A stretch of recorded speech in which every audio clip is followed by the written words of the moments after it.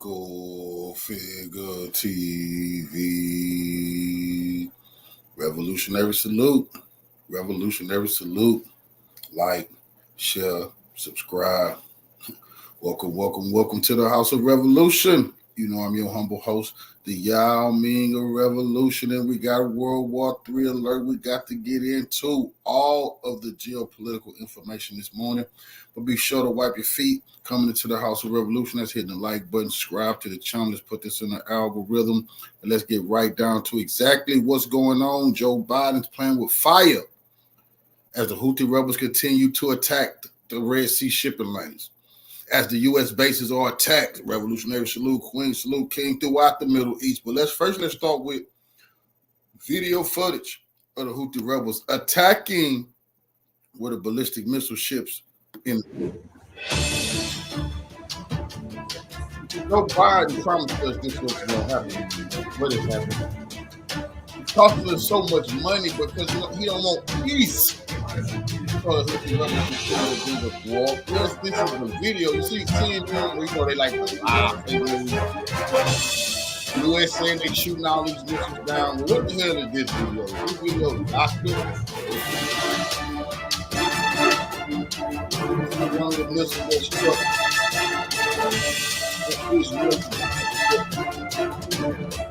Video I see on January 6th. This is what the U.S. government is going to be able to stop doing all this super freedom. They can't stop it.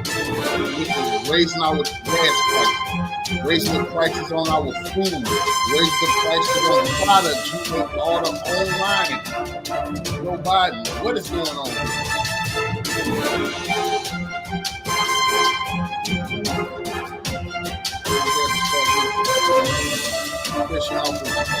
Verified evidence of the missile hitting the ship.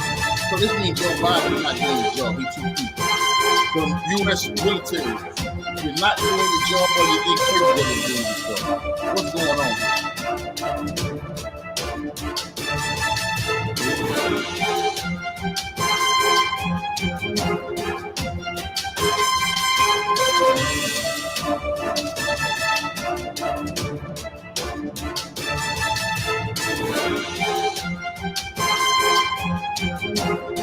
A day after the U.S. launched another strike on the Houthi rebels, saying they had tripled the capabilities, the Houthi rebels proved, no, you didn't.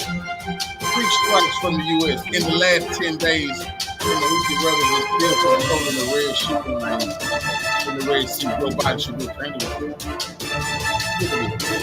it. Look at this explosion. You know, Joe is supposed to be stopping this type of stuff. If your Navy can't stop it, Jim Crow, just like peace in the Middle East, then it will stop.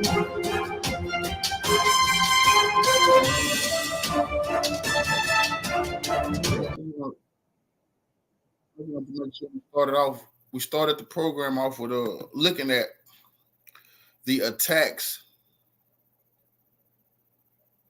that the Houthi rebels are continuing in the international shipping lanes.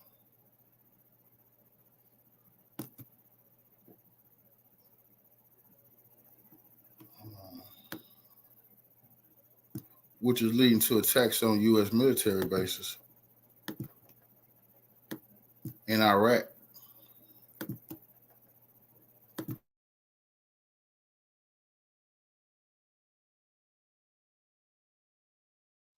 United States troops in Iraq have been attacked again overnight. This you may be wondering, am I watching a repeat here? Am I watching a taped video? No, this is live because this keeps on happening.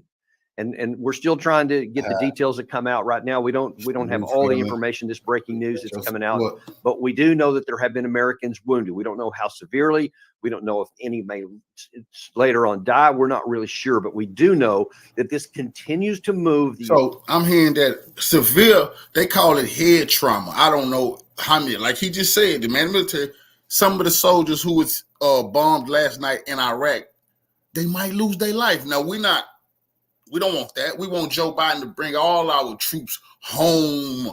They don't want you in Iraq. Bring them home from Syria. They don't want you in Syria. They in danger, and you can't protect them. Now, our troops done been bombed last night all over Joe Biden's policy in Israel, and it's only getting worse. The United States in a perilous position to where this war could escalate. The very thing that I have been pounding the drums for years and definitely ever since October 7th, when the Israelis and Hamas went to war, that we must prevent escalation so that no more Americans get killed, so the American interests in the region don't get harmed. And now we're getting closer to it. Now, for those who may not know, I'm going to show you a little clip of what happened over last night, and pay attention to the number of attacks that have happened since the October attack, because that number keeps going up.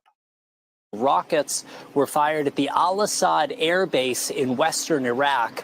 Some of those missiles were intercepted. But and let me say this too. These missiles they're fired, this ain't the heavy work. This just light work. They letting Joe Biden know if Israel keep it up, we're going to get more and more deadlier with our attacks. That's what happened last night. A lot of our soldiers got hurt. Some might be dead. I'm hearing some severe brain injury, which might be fatal later. But they're intensifying their attacks. The U.S. is sitting ducks. They cannot fight their way out of the Middle East. They can only leave. But others did get through, and the military says it is still assessing the damage.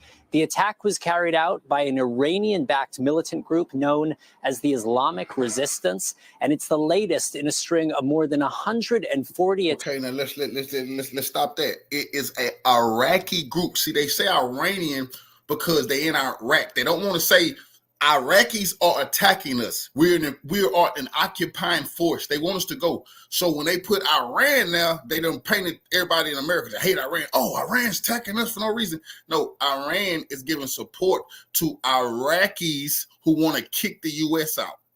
That's what it is. But Iraqis attacked you yesterday. Attacks on U.S. bases across the Middle East since the start of the Gaza war. Now, as CNN points out, well, I'll just let Nick Robertson speak for himself. Note carefully what he says at the beginning of this clip. This has Iran's fingerprints all over it. What we know from the local mayor who was able to witness this attack on the Ain al-Assad airbase, he saw it from a distance, and he said he could see a lot of missiles incoming. Some of them were intercepted by missile defense systems, but some got through. And we understand from the Pentagon that there were injuries among U.S. service personnel. We don't know how many personnel. We don't know how severe. And this is a joint Air Force base. Iraqi military also there, and the Iraqi military say that at least one of their service personnel was injured in this attack. So this really does look like a ramping up. And when you take it in conjunction of what happened in Damascus this morning, you get the sense that this escalation everyone talks about, this is what we may be witnessing here. And there is so much truth to what he said there. What he was referring to about Damascus was there was yet another Israeli assassination operation in Damascus against Iranian IRGC leaders that killed apparently one or possibly even more Iranian generals in there. And of course, they're vowing revenge again, as they always do, as these kind of things always have an impact. They don't stop anything. They don't deter anyone. They just ramp up and make people more angry and more likely to launch additional attacks of their own. It seems to be a never-ending thing, and now it's starting to amplify. Now, he specifically, Nick Robertson there specifically mentioned that Iranian fingerprints were all over it. Now, that's key, because there has already been, significant concerns in the United States among many loud voices that we need to go hit Iran in Iran, not their units in Syria or in Iraq, some of these Iran-backed militia groups. We need to go after the head of the snake, so they keep saying here. And as if, in fact, one of the biggest proponents is not just Lindsey Graham, who's, kind of nonstop with this, but also Jack Keane. This also just in from the State Department. The U.S. remains incredibly concerned about the risk of the Gaza conflict spreading to other fronts. To what degree are you concerned that that will eventually happen, General? It's stunning to me, that statement, because it already has happened. Isn't it a fact that the Iranian-backed militias in Iraq and Syria have attacked our bases scores of times since the October 7th attack? Isn't it a fact that the Houthi rebels sponsored by the Iranians have shut down virtually 50% of the traffic flowing through the Suez Canal because they're conducting attacks on the shipping lanes, despite the escort ships there by the United States? For the life of me, I don't know why we keep wringing our hands about the Iranians and are so feared by the fact that they will escalate if we take decisive action against them. I've never seen anything quite like it, that this administration is so unwilling to confront who the major oppressor and aggressor is in the region, Iran, and the fact that they are pulling all the... Look at this colonizer talking about Iran is the oppressor and the aggressor. Who the fuck believe this Zionist right here? He want us to send American boys and girls to war for the Zionists so he can get rich, just to lose. But everywhere in the Middle East, whoever's bombing them, they blame Iran. So you can't defeat the groups that's bombing you, but you want to fight the big dog? Come on. Yeah, only the small hats win.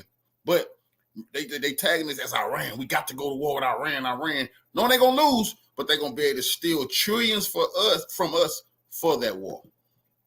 All the strings. Understand this. Now, I've obviously been saying, for those who have been watching and following some of my stuff that I've been writing and saying on television for many years, that all of these troops in Iraq and Syria do is serve as a point of strategic vulnerability for the United States. They don't add anything to our security. They don't help get rid of ISIS, which is the claim that they're there for. All they do is just serve as a target for these Iran-backed groups, making it easy for them to attack us. That's the purpose that they serve in here. And as I said on Fox Business News over a month ago, I said, look, there are some concerns that I have here, and here's the risk that America faces. What is the White House doing with Iran, Colonel? I certainly think that they need to put any suspension on anything going forward in that regard, and I think for the most part that they have. But the bigger issue I think that we need to pay attention to is our troops that are on the ground and so vulnerable in both Iraq and in Syria, because as I've been really pleading for years, that we need to get those guys removed because they serve no valid purpose for us, but they are a point of vulnerability that could potentially put us in a position where we have to respond to Iran if any of those troops are ever killed. I know there's going to be a lot of pressure for that, and I am staunchly for anyone attacks American troops. They should be taken out and killed without question. But I'm also for not putting our troops in unnecessary harm's way. Those troops can be redeployed elsewhere where they're more used to us and less available for the Iran-backed groups to attack. Yeah. So if the president had done so then, or if President Trump in 2019, when I first said this on Fox News, if they had withdrawn them then, none of this would be happening. Do you understand that? No American troops would be attacked because the Iran-backed groups wouldn't have access to them. They don't have the ability to project power outside of the region, or they would be doing it anyway. They can't, so they're limited to what we can do there. And when we keep a troop just sitting on a point on the map in Iraq or Syria and all these places, all we do is make it easy for Iran. Why do we want to do policies? Why do we want to keep our troops in ways that make it easy and accessible for our enemies? Think about that for a second. Think how nonsensical it is to put them. Now, when these white supremacists, and this, they keep saying Iran can't project powers outside the region, which that's a lie. Who the hell do you think is building up the Venezuelan army right now? Except the Iranians, the Chinese, the Russians. Iran is a major part of helping train the Venezuelan army. In Ukraine, they have been whining and crying about the Iranian-made drones that Russia is using, which shocked them at the beginning of this war. Here's Iran with his hands in on devastating NATO in Europe. But see, I remember when Barack Obama, this is what's wrong with these imperialists. They always want to backhand somebody by projecting themselves as the only people who can do stuff all over the world. I remember when Barack Obama said that Russia was weak, it was only a regional power. And then Russia stepped into Syria, crushed them, and he was embarrassed. But that's what they always say, that to make Americans feel good. We the only ones. So that's why you're in this situation right now. American troops that we claim to support and we claim to want to protect as one of our highest, objectives and expectations of our leaders. Why do we want to keep them on the ground? So that our enemies can easily attack them. I mean, let that soak in for a minute. Let's kind of marinate on that, because that's the reality. That's a fact. That is a fact. It's not an opinion. That's a fact. That's what they're doing on the ground right now. And that's why, again, overnight, we've had this attack on our troops in the region. Well, now as we're trying to sort out exactly what happens, and as soon as we find out updates, we'll certainly let you know on those as well. But as we keep warning, what happens on the day that one is actually killed? It's a big issue for Americans, understandably, rightfully so. If our troops are killed, people are going to put lots of pressure on the White House to do something about it. Biden can't just say, "Oh, an American troop was killed." Oh, well, he can't do that and take no action. So he's going to come under extraordinary pressure to do so, to respond. And I'm sure that I can almost just guarantee you that, Jack. If this is another problem with the imperialists, you are being responded to for being on people's property when they don't want you. See, they can't get in their mind. No, you just got the response. You're going to respond to the response. But this is what's wrong with them. Oh, we have got to show them that America. See, that's why you're getting drilled. You see, that's how easy it is to drag America deeper into a quagmire because of their ego and their arrogance. Instead of just saying, you know what? We've been humiliated. Let's pack up. Let's go home. These people don't want us. We can't steal their shit no more. Oh, no. No one tells us what to do. Oh, they want that attitude because they really want to finish you off. Jack Keane and several others are probably going to go on television today and say, "Oh, look, see, I've been warning about this. Now that, we can't just keep letting this happen. So we need to go into Iran." There'll be a renewed threat and pressure on the White House to strike into Iran. And folks, that is the wrong answer. That is not what we need. That is not going to help America. We need to withdraw our troops from these pointless operations, these pointless deployments that don't help our national security, remain a point of vulnerability. And this is graphically playing out as we speak. You see what the vulnerability is. This could draw us into a war. There's nothing to gain from this. If we go in and attack Iran, look, to those who are in this fantasy land that think, yeah, if you just go and hit them hard enough in Iran, then and only then will they get the message and they'll back down. Look, have you not been paying attention to what's been going on for the last, couple of decades at least? Iran doesn't back down. They are strategic about what they do, and they sometimes will bide their time, but never stop. They always continue to go on there. They keep attacking, and they look for new ways, and then they'll find. First of all, decades, all you got to do is look at thousands of years of Persian history. See, these people, I remember when the president of Iran, Ahmadinejad, he told Americans they were so egotistical that they was just a baby nation telling Iran what to do. They just became a country hundreds of years ago when Iran was thousands of years old up under the Persian. Great generals, great stories. See, these people crazy. They think that Iranians is going to ever in their life back down from them. For what? They've ruled over these people before. They have ruled over these people before. Persians, and with that Iranian name, that's new. That is the Persians. That is the great Persians of the past. Our people have war with them. They've war with us. But that was Persians here before it was any European empires. That was Persian empires. They'll never take this crap. They on their feet now. And they never going to let these people get away with bullying them and talking to them crazy. Some way to strike back. And when you hit them, they hit back. I mean, almost nobody does that, where you get hit and then you stop. We don't. They're hitting us. We don't stop. We keep escalating. They'll do the same thing. And gone far enough, this is going to potentially get us into a war with Iran that has no upside at all. So we need to get our troops out right now. Now, listen, what we should do is to say, okay, this is a strategic assessment. It makes sense. It's reasonable. Let's redeploy those troops. Let's get them out of Iraq. Let's move them elsewhere in the region even. where they're more protected. It's much harder for any of these groups to get to them. If you play with Iran, nowhere in the region will be safe. There's no puppet kingdom, no puppet Arab kingdom you'll be able to hide them in. Iran already told you that. They will attack Saudi Arabia. They will attack the United Arab Emirates. They will attack Kuwait. They will attack Qatar. They'd already told them, the Arab nations, that they're not playing. Lebanon, Hezbollah gonna attack you. You already, Israel can't help you. They having a problem with Hamas.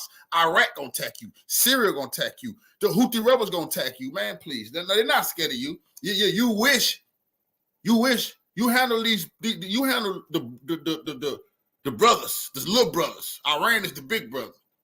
See, white supremacists drool at the mouth of conquering the Persian Empire again, but you're not going to do it. You could talk shit on. They can talk shit about it on TV, but it's just not going to happen. And all of our interests remain secure in the region. So that's what we should do. That makes immense sense for us to do. If we don't do that, though, because it makes sense, we may not have a choice. We may be shown the door and a boot on the way out, as the Iraqi prime minister himself just said. The justification of the presence of the alliance, of the coalition, is to fight ISIS. And today, with the testimony of all the people in Iraq, ISIS is no longer a threat to the Iraq. Nah. January the 18th. This just was the other day. This is another thing fake news don't want to report on. The prime minister of Iraq, it's not Saddam Hussein. Y'all killed Saddam. This is a man who was elected by the people the right way. That's the Iraqi leader right there. January the 18th. He just said, American troops, you are only supposed to be here to help us fight ISIS. ISIS is gone. ISIS is gone, but they've been trying to make a comeback. You see, they're going to make a comeback whenever the Americans got to go. Anyway, so the Iraqi people say, there's no reason for you to be here. We need you to leave. We need you to go. You see, this is what this all about. This ain't about no Iran. No, Iraqis don't want you in their country. They want you gone.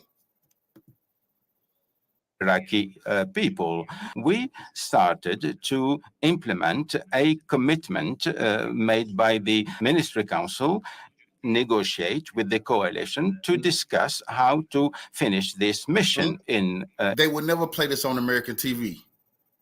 They're never going to tell the Americans, hey, the Iraqis are saying, hey, they're trying to discuss with the Americans, hey, when you going to get the hell out of here?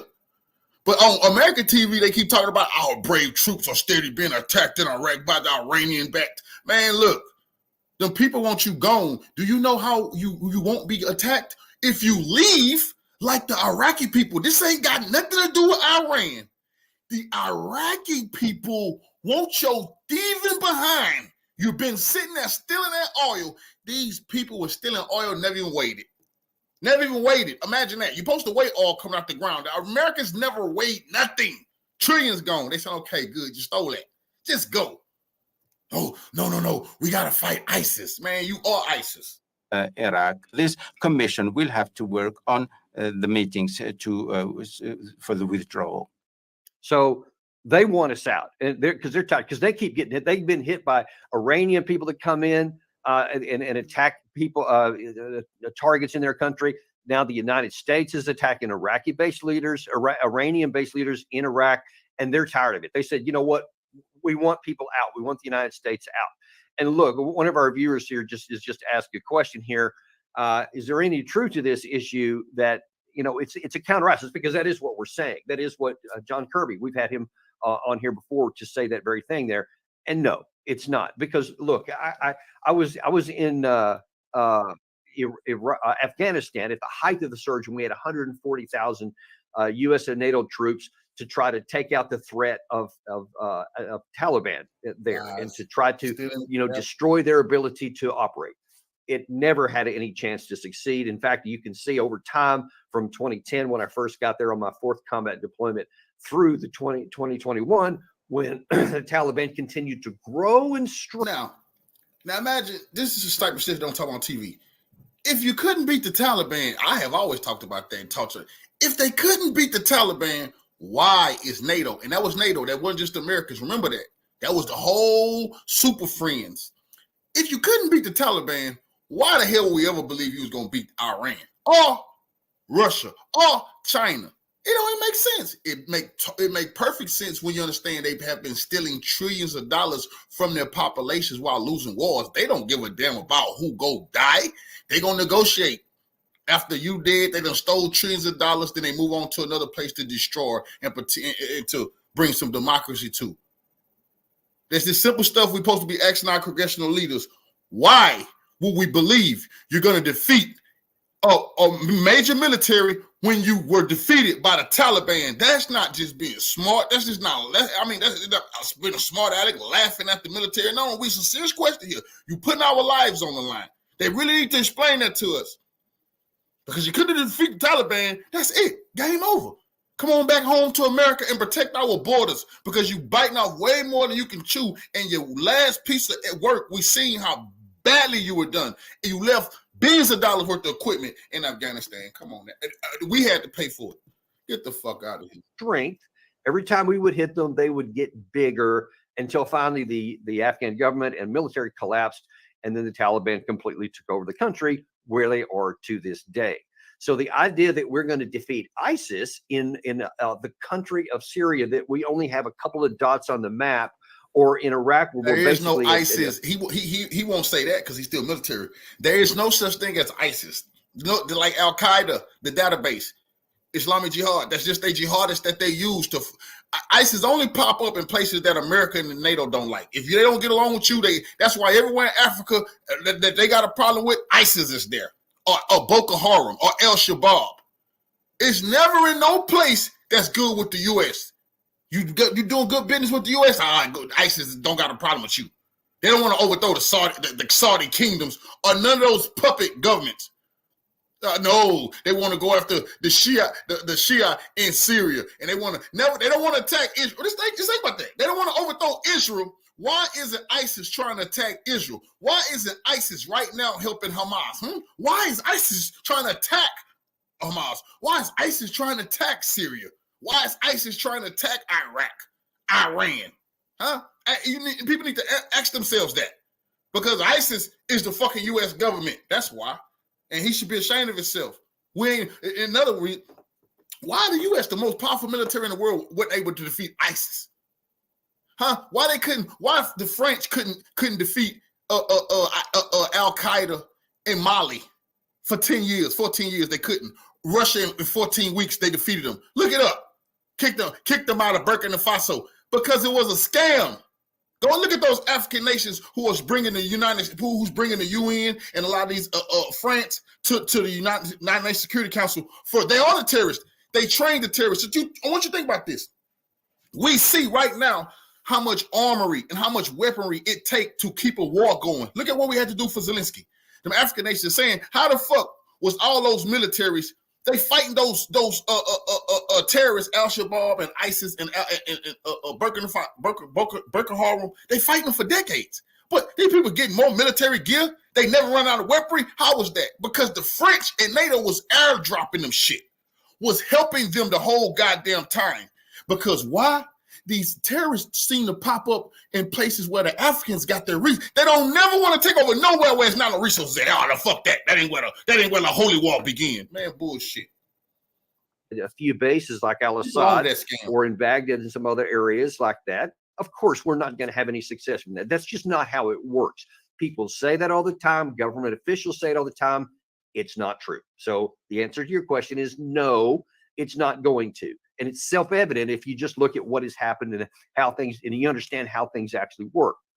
So what the U.S. should do immediately is say, okay, we should have done this a long time ago. Now we're going to do it. We're going to withdraw American troops, redeploy them elsewhere in theater. Again, you don't even have to get rid of them. You can say, I think that we should just get rid of them entirely because we have a lot of ability to project power.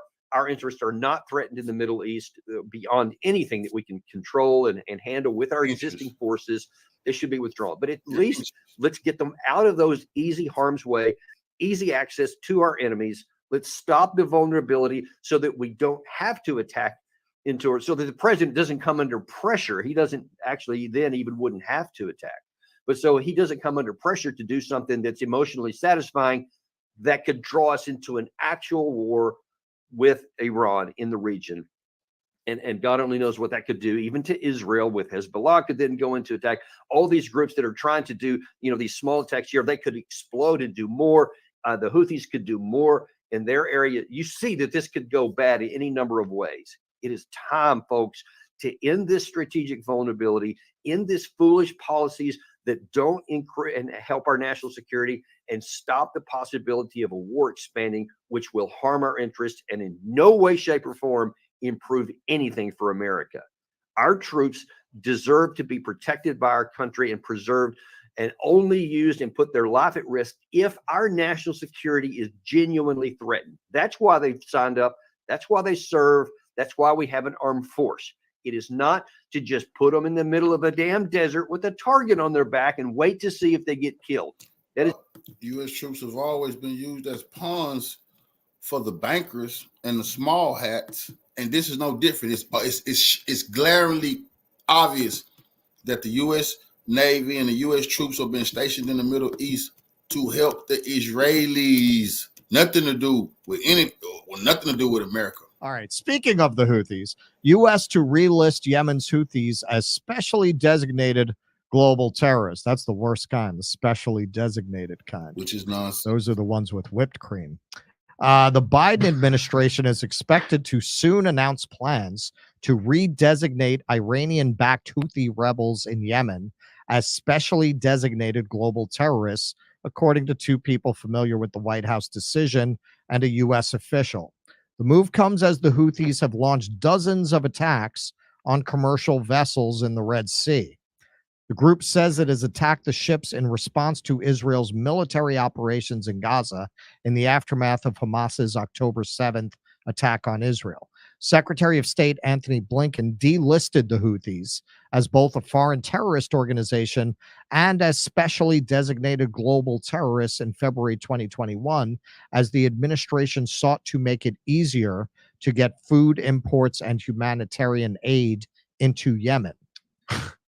Yemen, on the tip of the Arabian Peninsula bordering the Red Sea, is the poorest country in the Arab world. War and chronic misgovernment have left 24 million Yemenis at risk of hunger and disease as of 2023, and roughly 14 million in acute need of assistance, the United Nations said.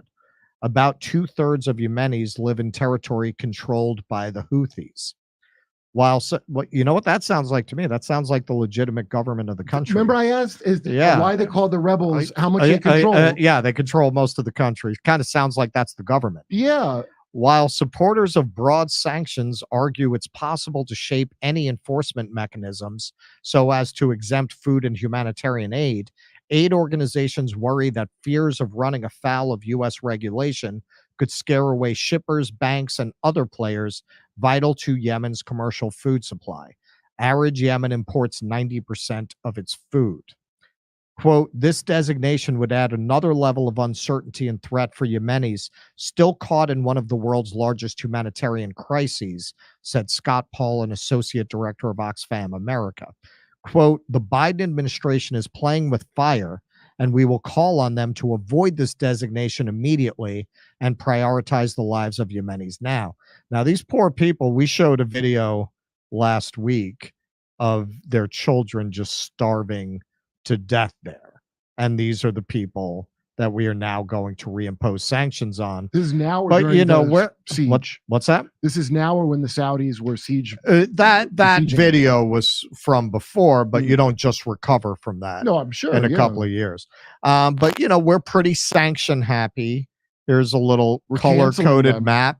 The red are broad sanctions against the country. So you can see that's a lot of the globe. Obviously, Russia there. Then we have other places where we've sanctioned persons, or we have partial sanctions. Is all about starving the people, starving the kids, starving the civilians to overthrow the government. They get so hungry, get so desperate that they overthrow the government to do the right thing and go along with our dictates. So if children gotta starve, so be it. That's what the sanctions is all about. Sanctions against the government or government officials. So the real question is why we're not sanctioning Israel if we're so concerned about attacks on ships and shipping. Israel, this is from 2021. Israel has struck at least 12 ships carrying Iranian oil to Syria. According to the Wall Street Journal, since 2019, Israel has struck Syria-bound ships carrying Iranian oil out of fear it would fund regional extremism, unlike Israel, which is the moderating force in the region. And this is from In These Times. This is actually by Noam Chomsky from 2010. For decades, Israel has been hijacking boats between Cyprus and Lebanon and killing or kidnapping passengers, sometimes holding them hostage in Israeli prisons. Where is the call to bomb Israel from the Western media and political class? So this, you can look this up. This is called The Real Threat Aboard the Freedom Flotilla. Yeah. The United States said that it sold oil from Iran seized on its way to Venezuela, two countries under U.S. economic sanctions for more than $40 million. So apparently we get in on the Piracy Act too, and we seize people's ships. Privateers. We're privateers. So we're privateers. Very good. The U.S. and its client states have illegally hijacked commercial vessels, killing and torturing its crew and civilians for literally decades with total impunity, as the Western media class cheers it on as the height of morality. And now they're crying crocodile tears about Yemen. And here's somebody who was on the U.S. terrorist watch list. Until 2008? So the Houthis are in good company. Wait a minute. 2008, I thought Lethal Weapon 2 settled that he wasn't a terrorist for America. You know, nobody watched that one. So yeah, this is Time Magazine. It's hardly a fiery radical source. So U.S. government terrorist watch list until 2008. Now, that go to show you the congressional black coons just a bunch of house niggas. They swagger jack and always talking about Nelson Mandela while they was sitting there watching him and calling him a terrorist, along with their white congressional brethren and sisters. That's what they were doing. You can't trust the Greek freak, divine, not in the boule. This is how they do you. Well, yes. Put you on terrorist. So the Houthis will probably be celebrated as paragons of freedom and liberation. Well, there's you just have to give it 40 years. No, did you see the kid on TikTok, the one who's like the hot Houthi rebel? That's why my goddaughter texted me, what about the Houthis? And it just dawned on me why she was even thinking about that. Is because that cute. There's some picture that went viral of like a handsome Houthi. Are you saying the Houthis are coming for our white he was women? Interviewed by she's Colombian. But yeah. I think it was Hassan Piker interviewed the did he? Yeah. He's a real all right. So dreamboat. this he's dreamy. They're casting him as the new Ken for the sequel, the Barbie sequel. All right. So this is the Yemeni Houthi official statement. This comes to us from Solomon Ahmed on the U.S. categorizing them as a terrorist group. The American classification will not deter us from our firm position in support of the Palestinians. There is no effectiveness on the ground for Washington's decision regarding our classification. That's true. The American classification will not deter us from our support for Palestine. We will not back down from our position in support of the Palestinian people. The recent American decision will only increase our adherence to our position in support of the Palestinians. Now that is courage. Look at what these people have suffered, what they've been through. And they have more courage than far more powerful and wealthy states in the region. Iran, one gets the sense based on their actions, if they could get the other Arab states to join them, the other Gulf states to join them, they would just declare war on Israel. They tried. They convened a conference, and nobody else wanted any part of that. Yeah. They were the only ones.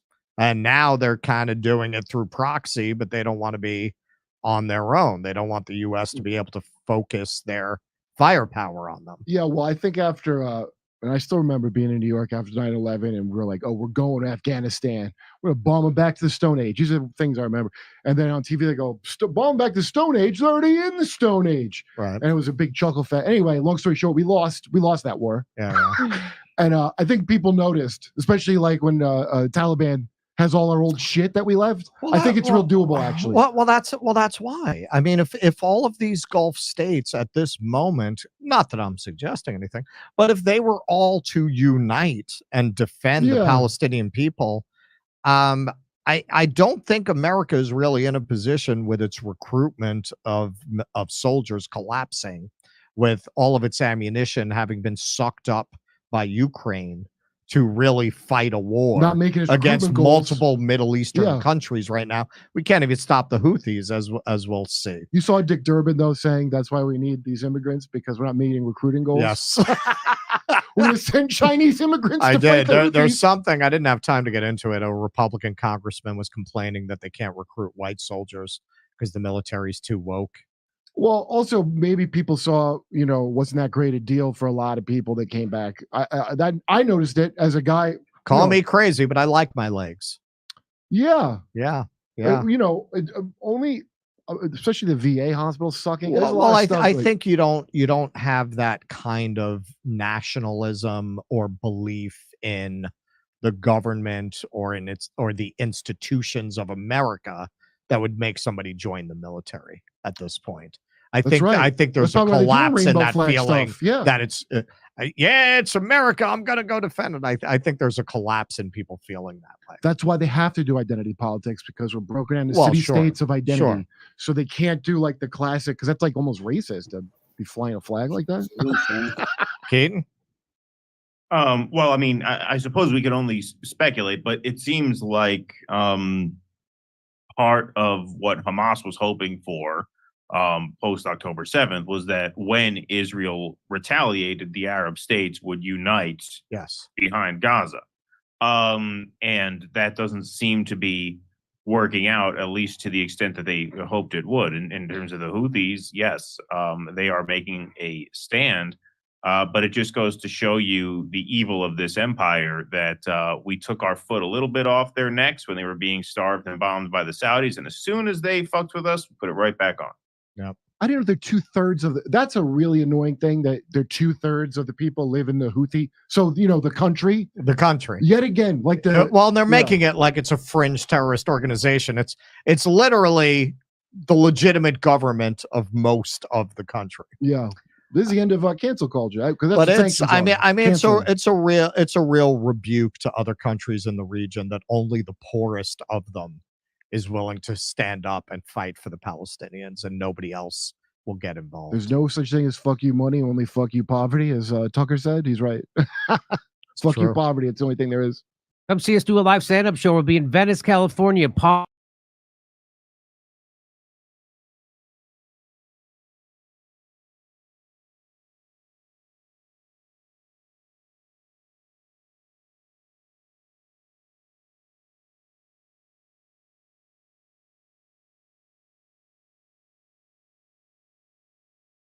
Of the ongoing conflict on the Red Sea, Scott Ritter, a former UN weapons inspections officer, may have suggested that Russia could be in support of the Houthis rebels. The importance of the Red Sea cannot be overemphasized. The Red Sea holds significant geopolitical and economic importance due to its strategic location and role in international trade. Nestled between northeastern Africa and the Arabian Peninsula, the Red Sea serves as a vital maritime corridor connecting the Mediterranean Sea to the Indian Ocean. This critical waterway facilitates the transportation of goods, energy resources, and other commodities between Europe, Asia, and Africa. One other key factor contributing to the Red Sea's importance is the Suez Canal, a crucial artificial waterway that links the Red Sea to the Mediterranean. The canal enables ships to bypass the lengthy and perilous journey around the southern tip of Africa, providing a shortcut for vessels traveling between Europe and Asia. The Suez Canal has been a linchpin in global trade, significantly reducing transit times and associated costs for maritime commerce. However, recent developments on the Red Sea by global actors have disrupted its importance. There has been a recent US-led coalition against the activities of the Houthis rebels. These retaliatory actions have spiked a lot of criticism from other nations, notably Iran and Russia. The question arises, does Russia have a hidden strategic plan? Or is Russia supporting the activities of the Houthis against the West? Stay tuned as we continue to delve into matters arising. As anticipated, the Russian government has issued robust criticism in response to the recent military interventions carried out by both the United States and the United Kingdom against the Houthi militia in Yemen. The Houthi militia, known for its aggressive actions, had been actively involved in attacking vessels transiting through the Red Sea. In reality, Moscow's stance on the military interventions in the Red Sea, particularly those conducted by Washington to restore order and ensure the unimpeded flow of maritime traffic through the Suez Canal, is nuanced and influenced by its own geopolitical and economic considerations. While Russia may publicly express criticism, it is likely not entirely opposed to the actions taken by the United States to maintain stability in the region. The restoration of order in the Red Sea aligns with Russia's interest in maintaining a secure and stable global maritime environment. The uninterrupted operation of the Suez Canal is crucial for international trade, and Russia, as a major player in the global energy market, benefits from the continued smooth passage of vessels through this vital waterway. The Suez Canal is a key transit route for Russian oil destined for markets such as India, contributing to Moscow's economic interests. The news of the military strikes launched by the United States and the United Kingdom against the Houthi forces drew a vehement and angered response from Russian officials. Dmitry Peskov, the spokesperson for President Vladimir Putin, was quick to characterize the actions as illegitimate, reflecting Moscow's strong disapproval of the intervention. Vyacheslav Volodin, the Speaker of the State Duma, took a more assertive stance by advocating for criminal proceedings against U.S. President Joe Biden in light of the military operations. Simultaneously, the Russian Foreign Ministry moved swiftly to address the situation on the international stage. In a proactive diplomatic maneuver, Russia formally requested an urgent meeting of the United Nations Security Council. Indeed, the predictably critical response from Moscow to the US and UK strikes on the Houthi forces in Yemen is rooted in the long-standing dynamics of US-Russian relations. The relationship between these two major powers has, over time, evolved into a zero-sum game, where actions taken by one side are viewed through a lens of mutual suspicion and competition. This zero-sum mentality implies that any move by Washington is automatically met with condemnation from Moscow, creating a cycle of reciprocal criticism. In addition, the Kremlin is strategically leveraging every opportunity to reinforce its anti-colonial rhetoric. This rhetorical stance not only serves as a means of expressing opposition to perceived Western interventions, but also seeks to garner support from nations in the global South. The narrative of anti-colonialism is a tool employed by Moscow to position itself as an advocate for the sovereignty and self-determination of nations, particularly those in regions historically influenced by colonial powers. In the public discourse surrounding the confrontation in the Red Sea, Russian officials assert that the geopolitical tensions in the region align with Russia's economic interests.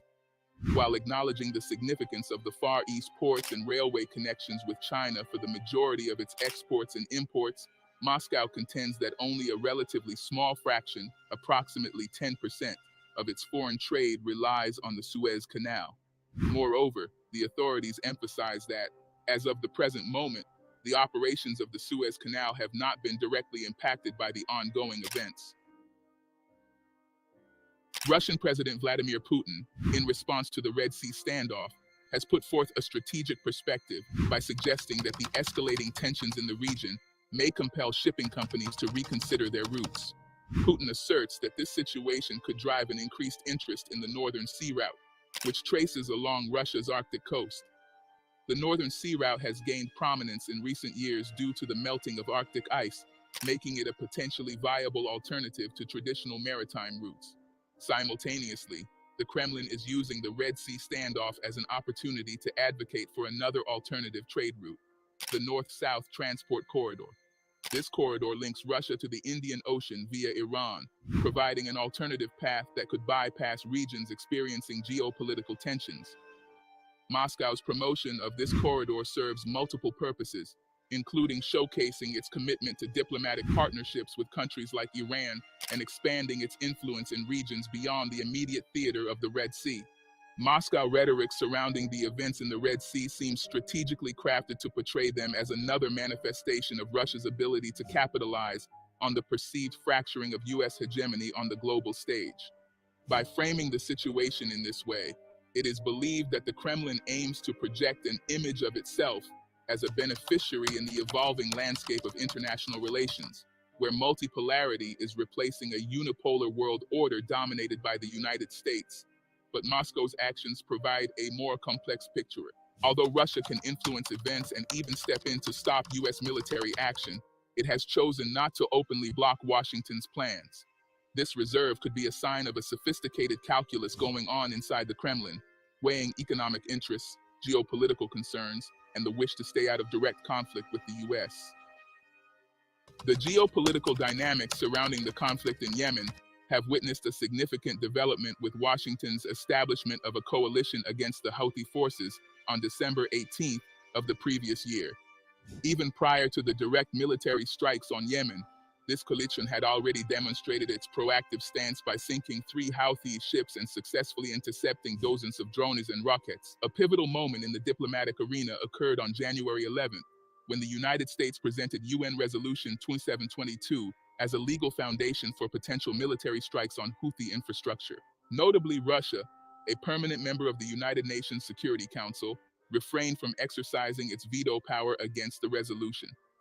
The Russian claim that UN Resolution 2722 was not a mandate for military action appears to be a strategic stance that allows Moscow to distance itself from the subsequent military interventions while maintaining a level of plausible deniability. However, it is indeed challenging to accept the assertion that Russia did not anticipate the potential outcome of the resolution. Throughout the discussions leading up to the passage of the resolution, the prospect of military action was prominently featured in diplomatic discourse. The very nature of the resolution, put forward as a legal basis for potential attacks on Houthi infrastructure, suggested a readiness on the part of the United States to use force. Given the gravity of the situation and the heightened tensions in the region, it is reasonable to assume that Russia, as a key player in global geopolitics, was well aware of the likely consequences. The current crisis in the Red Sea has prompted speculation about Moscow's motivations, and it appears that economic considerations, particularly safeguarding its interests in the region, play a crucial role in Russia's response. While there may be some validity to the notion that the crisis could eventually stimulate interest in alternative routes like the Northern Sea Route and the North-South Transport Corridor, the immediate impact on freight volumes using these routes has not been significant. Moscow probably has a number of different concerns regarding its economic interests in the Red Sea. The area is strategically significant for international trade and transportation since it is a vital maritime route. The stability and security of marine routes, especially those that cross the Red Sea, are critical to Russia's economic interests. The movement of products and energy resources could be impacted by disruptions in this area, which could have an effect on Russia's commercial relations and economic stability. The immediate impact on the volume of freight utilizing these routes has not materialized, despite the recognition that events in the Red Sea may eventually affect shipping patterns and spark interest in alternate routes. Though they have long-term promise, other routes like the Northern Sea Route and the North-South Transport Corridor are less immediately practical due to the complexities of rerouting shipments and the current infrastructure challenges associated with them. The potential closure of the Suez Canal indeed poses a significant economic challenge for Russia, given the crucial role the canal plays in facilitating the transportation of Russian oil exports, particularly to India.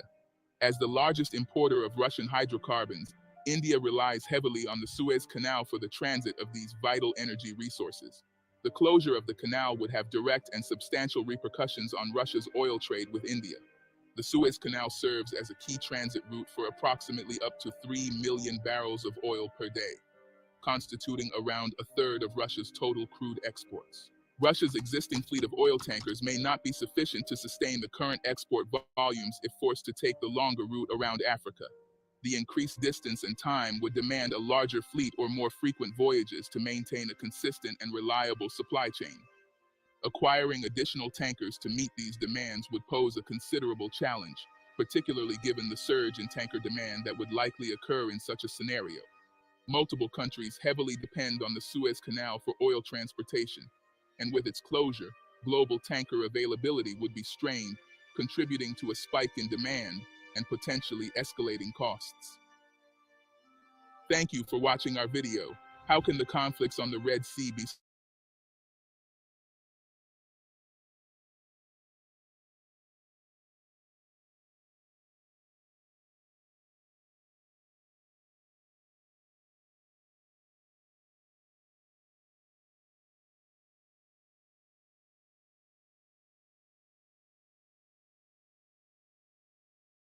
of Israeli soldiers and civilians are being held hostage as part of an unprecedented attack by Palestinian militants on Israeli territory. Israel will not agree to a cessation of hostilities with Hamas. That will not happen.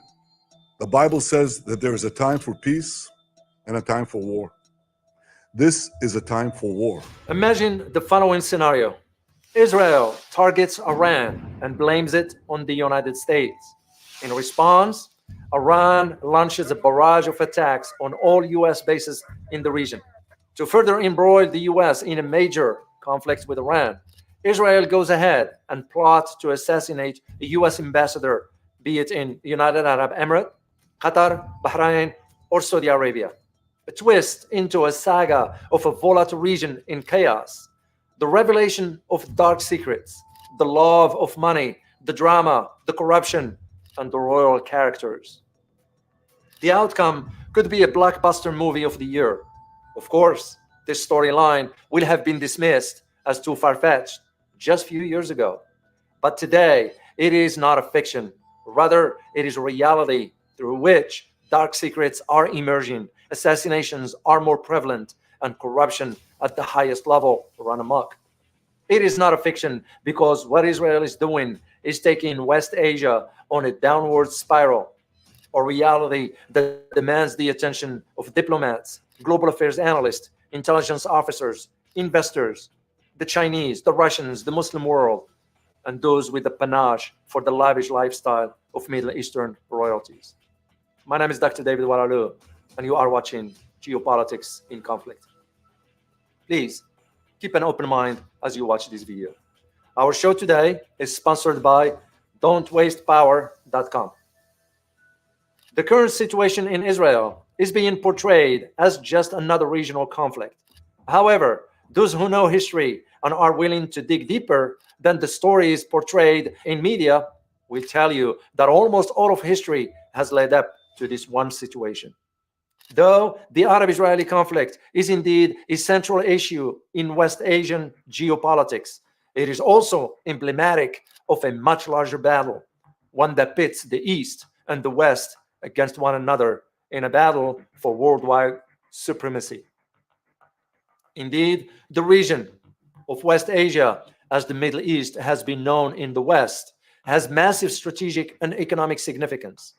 In the past 100 years or so, Israel has been viewed as a pivotal player when it comes to keeping the East, predominantly players like Iran, Russia, and China, in check. The US and European Union have long since designated these countries as the new axis of evil. Energy bills are rising at a historic rate, and there's no end in sight. If you talk to enough people, you'll soon realize nearly everyone's shocked at their recent electricity bills. Some studies reveal energy costs have skyrocketed by as high as 60% in as little as 2 years. This is why tens of thousands are installing this magical little device to help slash their energy bills. This sophisticated gadget stabilizes electrical currents, reduces dirty electricity, and helps protect your appliances and electronics. Simply plug it in to your home's wall outlet to help dramatically lower energy consumption and ultimately help reduce your power bills month after month. Countless 5-star reviews back up the notion that this device is one of the most efficient ways to save money while beating the greedy power companies. But there's more. If you place your order now, you'll also receive 65% off, fast shipping within the US, hassle-free returns, and last but not least, a 60-day satisfaction guarantee. Simply go to don'twastepower.com to take advantage of this limited time deal before they sell out. Once again, that's don't wait. Tensions have begun pouring over. The ongoing strife with Hamas, marked by a tragic human cost, including civilian casualties, is not in danger of escalating into a broader conflict. The intervention of the OIC, the Organization of Islamic Countries, Arab world delegations, including nations like Saudi Arabia, Egypt, Jordan, Turkey, Indonesia, and Nigeria, is not only demanding a ceasefire, but also immediate negotiations for an independent Palestinian state. We will not relent. We will not rest. We will not sleep until we succeed in that endeavor, and we will succeed in that endeavor.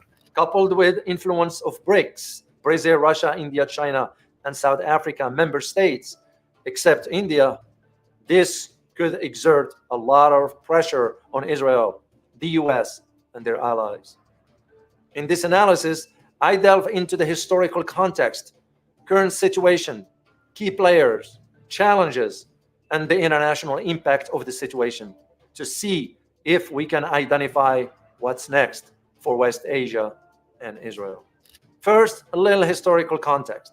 The Arab-Israeli conflict traces back to the early 20th century, much of it rooted in the Zionist movements and the foundation of Israel.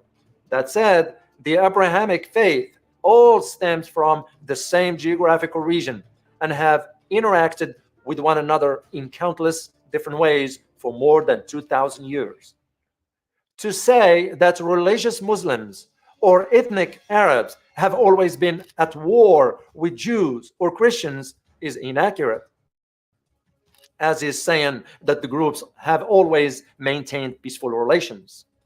What cannot be denied is that the current tensions largely stem from the Balfour Declaration, a British mandate that pledged to establish a national home for the Jewish people in Palestine.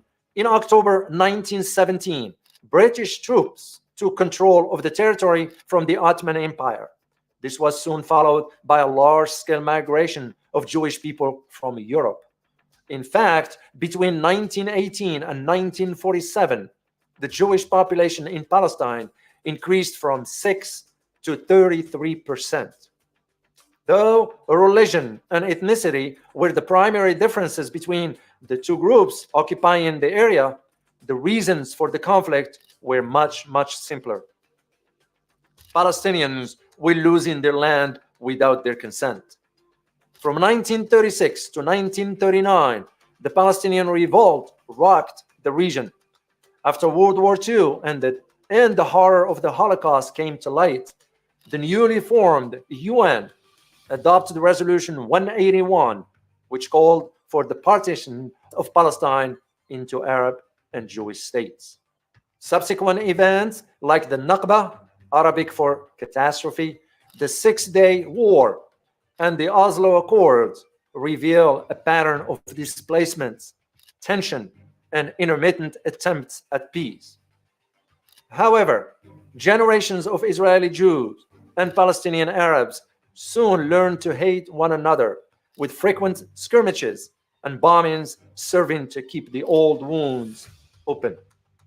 When examining the current situation, one realizes that on October 7, 2023, Hamas launched a large-scale attack against Israel. The assault started with Hamas firing a massive number of rockets into the south of the country, which helped serve as a cover for Palestinian fighters who breached fences, killed civilians, and took hostages. The response from Israel and its allies, particularly the United States, was swift and terrible. Benjamin Netanyahu ordered an air and ground assault that has so far killed an estimated 22,000 Palestinians, many of whom are defenseless civilians, including children. 5,000 now. Mis- and disinformation have been rife on both sides of the conflict, even though thousands of hours of cell phone videos have flooded the internet since the first shots were fired. All we can really say is that people are dying, and Israel and the US have done everything possible to resist a ceasefire. Israel is fighting Hamas terrorists, not the Palestinian population. However, it's impossible to fully trust Israeli reports, as that Israeli government has a long history of using disinformation to distract from its own accused war crimes. Israel imposed a blockade on Gaza in 2007 after the Hamas group came to power, and Israel has also built settlements in violation of international law. Recent speeches by leaders like Turkish President Erdogan have been resoundingly critical of Israel and the United States, reflecting a growing international discontent. Indeed, the withdrawal of Israel diplomats from Turkey and the strained relations between these two countries indicate a shift in regional dynamics. Meanwhile, the recent Israeli drone strike in Lebanon has escalated tensions with yet another neighbor, one that has many powerful friends. Exploring the major players and interests, though it's fair for one to see the conflict as existing only between Israel and the Palestinian territories, the nature of modern global politics means dozens of other nations have had some part to play in the event. The question is, what parts will they play in the future? Many nations have a distinct stake in what happens in the region, including Egypt, Jordan, Syria, Saudi Arabia, and Iran. However, is where the concept of the region as West Asia becomes as more crucial. Indeed, both China and Russia have allied themselves with countries and individuals in the region to serve their own interests. Meanwhile, fueled by anger over what many see as a US-backed ethnic cleansing of the Gaza Strip, many Arab leaders are now looking to renegotiate their historical relations with the US, and frankly, it's about time.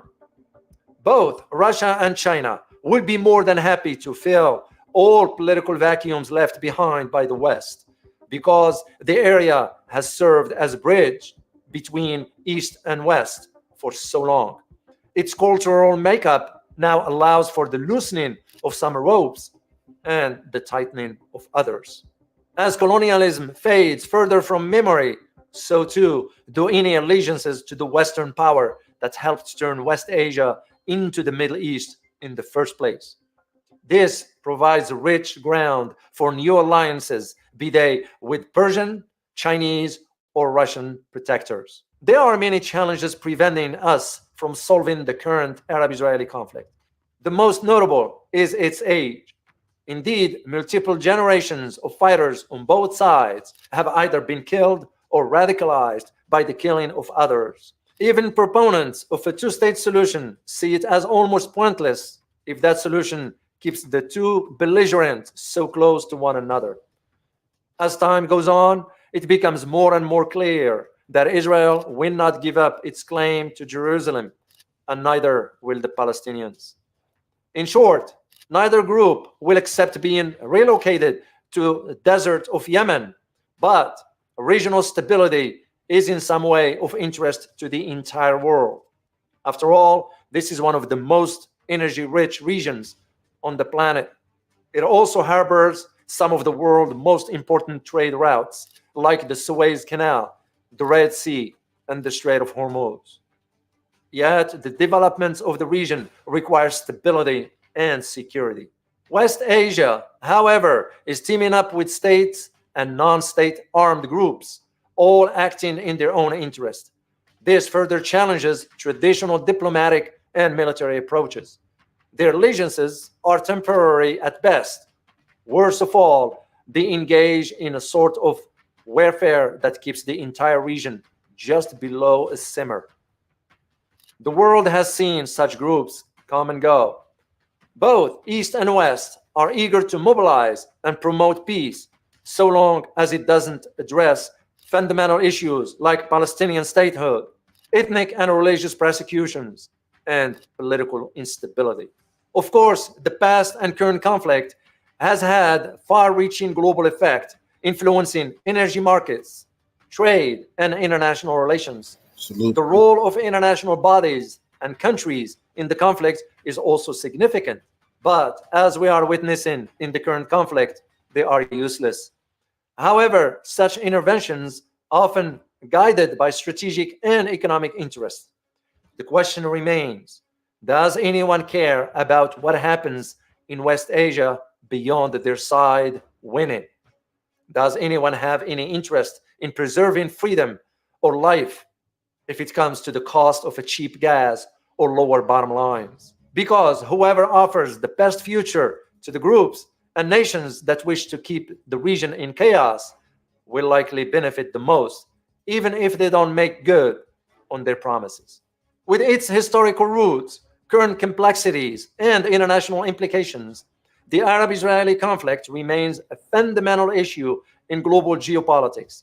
Understanding the diverse perspectives and the challenges involved is crucial for any meaningful discussions on finding a resolution. However, misinformation and disinformation are so pervasive, it's almost impossible to see the heart of the problem, let alone come up with a solution. For now, we must wait for the dust to settle from this current conflict. The problem is that we can't be sure if that will ever happen.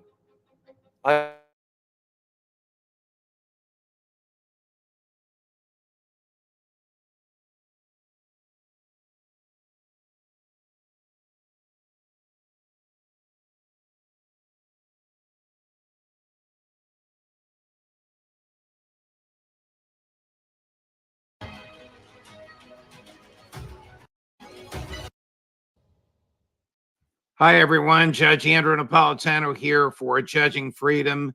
Today is Thursday, January 18th, 2024. Our dear friend, Max Blumenthal, joins us now. Max, always a pleasure, my friend. Thank you for coming back to the show. I have a lot to ask you about, but I want to start right off the bat with the latest from Prime Minister Netanyahu. Here's what he had to say yesterday. Excuse me, here's what he had to say earlier today with an English translation, and I'd like you to unpack it for us. For 30 years, I am very consistent, and I'm saying something very simple. This conflict is not on the lack of a state of Palestinian, but the existence of a state, the Jewish state. Every area that we evacuate, we receive terrible terror against that. It happened in South Lebanon, in Gaza, and also Judea and Samaria, which we did it.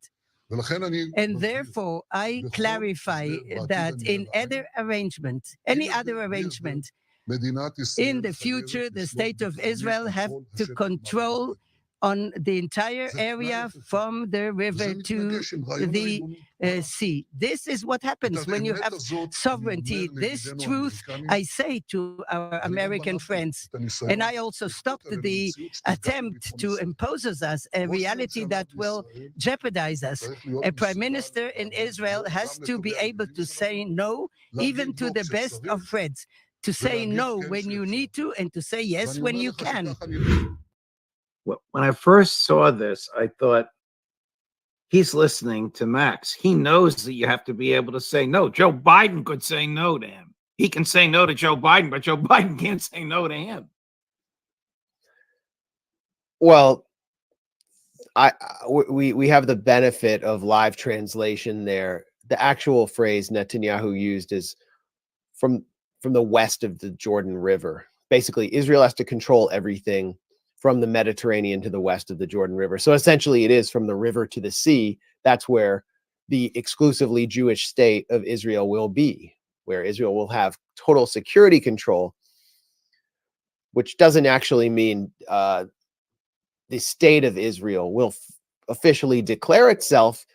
It means the military will control everything, or it will control everything through a security subcontractor like the Palestinian Authority, a kind of Vichy authority. But essentially, one state, which is the reality right now, is what Netanyahu is openly advancing and always has. A few weeks ago, he boasted that he had helped foil the two-state solution. There's video leaked from a meeting he had with settlers in 2002 where he boasted that he'd destroyed the two-state solution and tricked the Americans, that he knows how to move the Americans. This is Netanyahu's appeal to the Jewish Israeli public, where there is no constituency at all for the two-state solution that Tony Blinken is so disingenuously pushing in place of an actual ceasefire and a cessation of this devastating conflict, which constantly expands during his 10-country anti-diplomacy tour. So here's the reality of what the Americans are dealing with, and they refused to accept it.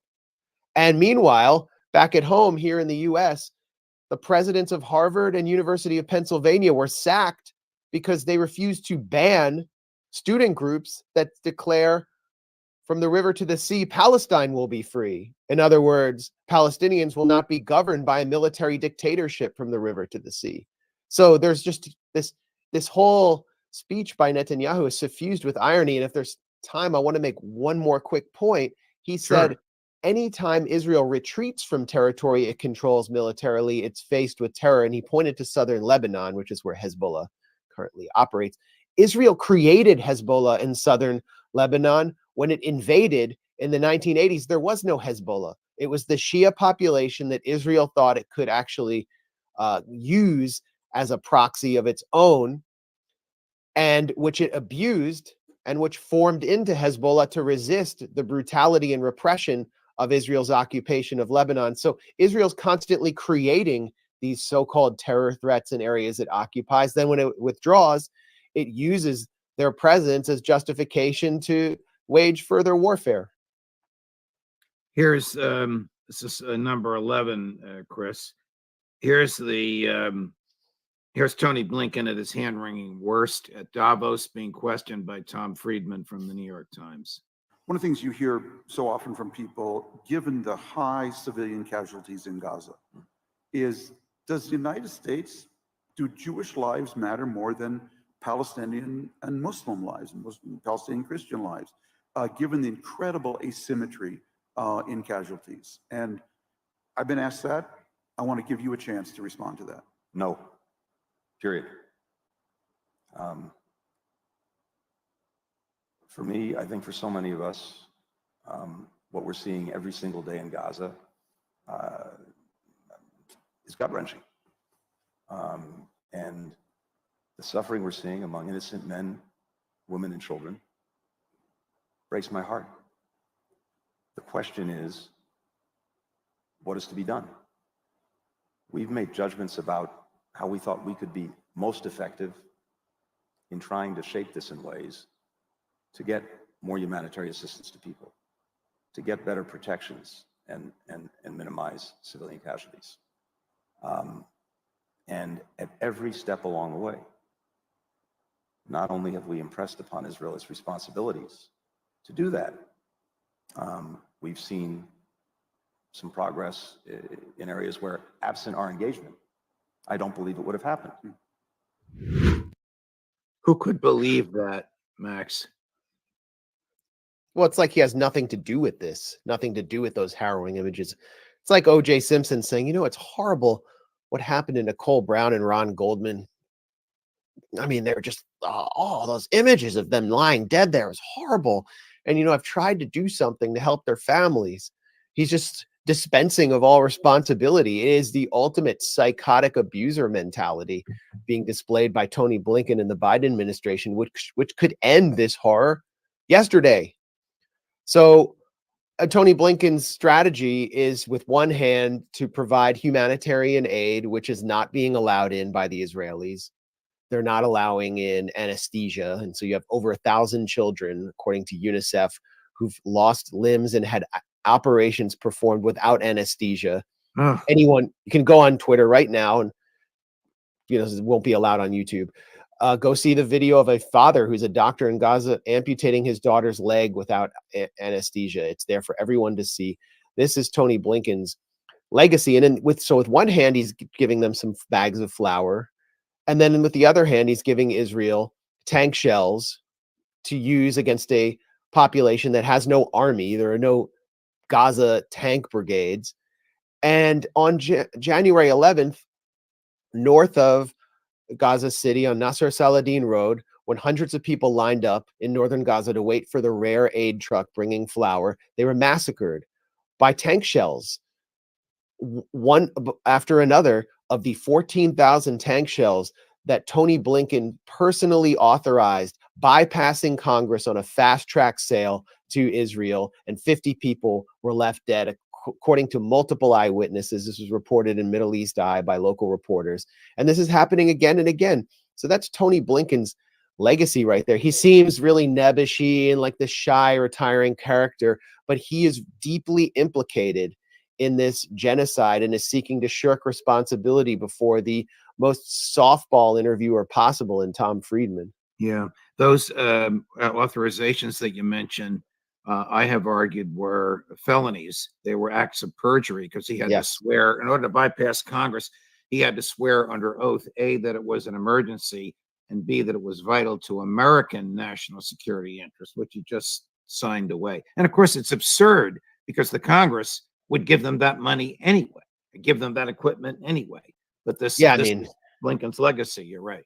You look at what Congress did, what the Senate did 2 days ago. Bernie Sanders introduced a resolution simply to call for a human rights report from the State Department on what Israel's doing. 71 senators voted against it. 71 senators voted to not know. Right, right. One Republican, Rand Paul, voted on Bernie's side. We're trying to get Bernie on here. You know, I've been with Bernie a lot in my Fox days. And this was very courageous of him, but the Senate is despicable. Too little, too late. I mean, not to interrupt, but Bernie rejected a ceasefire for weeks and weeks and weeks. So here we are. That's what I want to pound him on, and that's probably why he doesn't want to come on. Whatever. You recently spoke to a group that believes profoundly that only Congress can declare war and initiate military activity and authorize any kind of military activity, because we haven't had a president who believes that in the post-World War II era. But you were very eloquent. I believe this is the tail end of your speech. So number 18, Chris. This is the first time in my life, one of the first times I've seen a moral military intervention, because in my country, all the military interventions which have been waged by the liberal humanitarian interventionist R2P crowd, inspired by the writings of Samantha Power, the people who are in the Biden White House have caused nothing but destruction and instability. And so this is what the Biden administration has created. This is the cycle the Biden administration has created with its refusal to call for a ceasefire. It can end all of this cycle of escalation by just doing a ceasefire, but they can't do it. So they're bombing Yemen to stop the one movement which controls most of this country from intervening to stop a genocide. The bombing of Yemen is designed to prolong and preserve the worst, most obvious genocide that I have ever witnessed. Who will stop them before they kill again? People in the region are going to take up arms to stop Israel before they kill again. That's what's happening, and we have been rendered voiceless here. So the reason we're here tonight is to get our act together and figure out what we're going to do this year to stop this and to get in the way of the inexorable march of neoconservatism. Thank you. Was great, Max. Whom did you have in mind when you said people in the region will take up arms to stop this? Well, that's what Ansar Allah, known as the Houthis, popularly in the US, are doing. And I called it the most moral military intervention in my lifetime. I would say the last truly moral military intervention was by Cuba in Angola to end the apartheid regime in South Africa.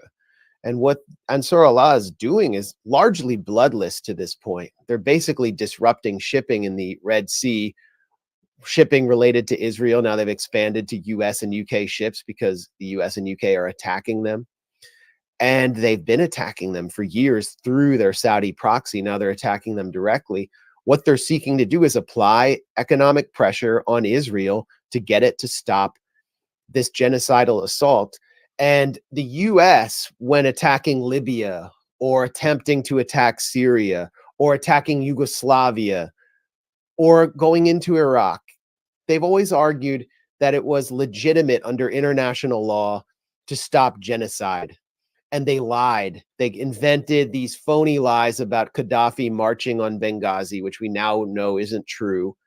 David Cameron pushed this lie. His own parliament called him out on it. Now he's been reappointed as foreign secretary, showing what a true meritocracy the UK is.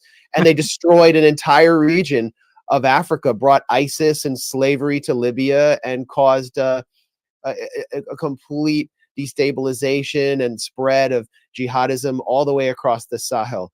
So we saw the military interventions of the US use that phony justification. Here, a movement, a popular movement that controls most of Yemen, is using the same justification to stop an actual genocide, and the Biden administration is bypassing Congress and unconstitutionally declaring war and attacking that country to prolong and preserve this hideous genocide in Gaza.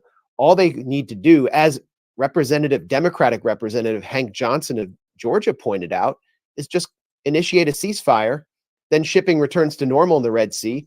Hezbollah, which is also intervening in its own way, will go back north of the Litani River. Iran will stop attacking targets in its region. And that's all they have to do, but they refuse to do it. Biden should be impeached for violating the Constitution in order to declare war on Yemen. And he should be implicated in an international court for the crime of genocide alongside Tony Blinken. That was my argument before the Committee for the Republic. And the Committee for the Republic is dedicated to one thing and one thing only. This is the group that hosted me and Miko Peled. Right. The Constitution. Friends. They're obsessed with the Constitution, and Yes. that's what they care about. They're not partisan. They're not taking a side here. They're just in favor of the Constitution, and this is what Biden and Blinken are shredding right now before our eyes. One of our writers, the people that comment to us, I don't know who this person is, and a lot of them use handles, as you know. Chris, if you have that, MLK3, this person, I don't know if it stands for Martin Luther King. A team led by South African lawyers are preparing lawsuit against the governments of the US and UK over alleged complicity in the Israeli war crimes against Palestinians. Again, I don't know who MLK3 is, and I don't know if this is true, but it is clear that it is justified to bring that kind of an action against the US and the UK as well. I'm sure you agree. Yeah, it is true. Some 100 international legal specialists in South Africa are preparing action to include the US and UK as defendants in this case. And by the way, the South African case at the ICJ is not necessarily aiming to find Israel guilty of genocide. It's aiming to prove that the potential for genocide requires an emergency intervention in which this court calls for Israel to cease military operations. And this is something that the US and the Biden administration specifically has denounced as unfounded, while they simultaneously accuse countries like China of genocide for their treatment of the Uyghurs, without even accusing China of any systematic killing or any killing at all. So the whole standard for accusing countries of genocide has been exposed here. It's obvious. The US accused Russia of genocide too in Ukraine. They only accuse their official enemies of genocide when they want regime change. That's it.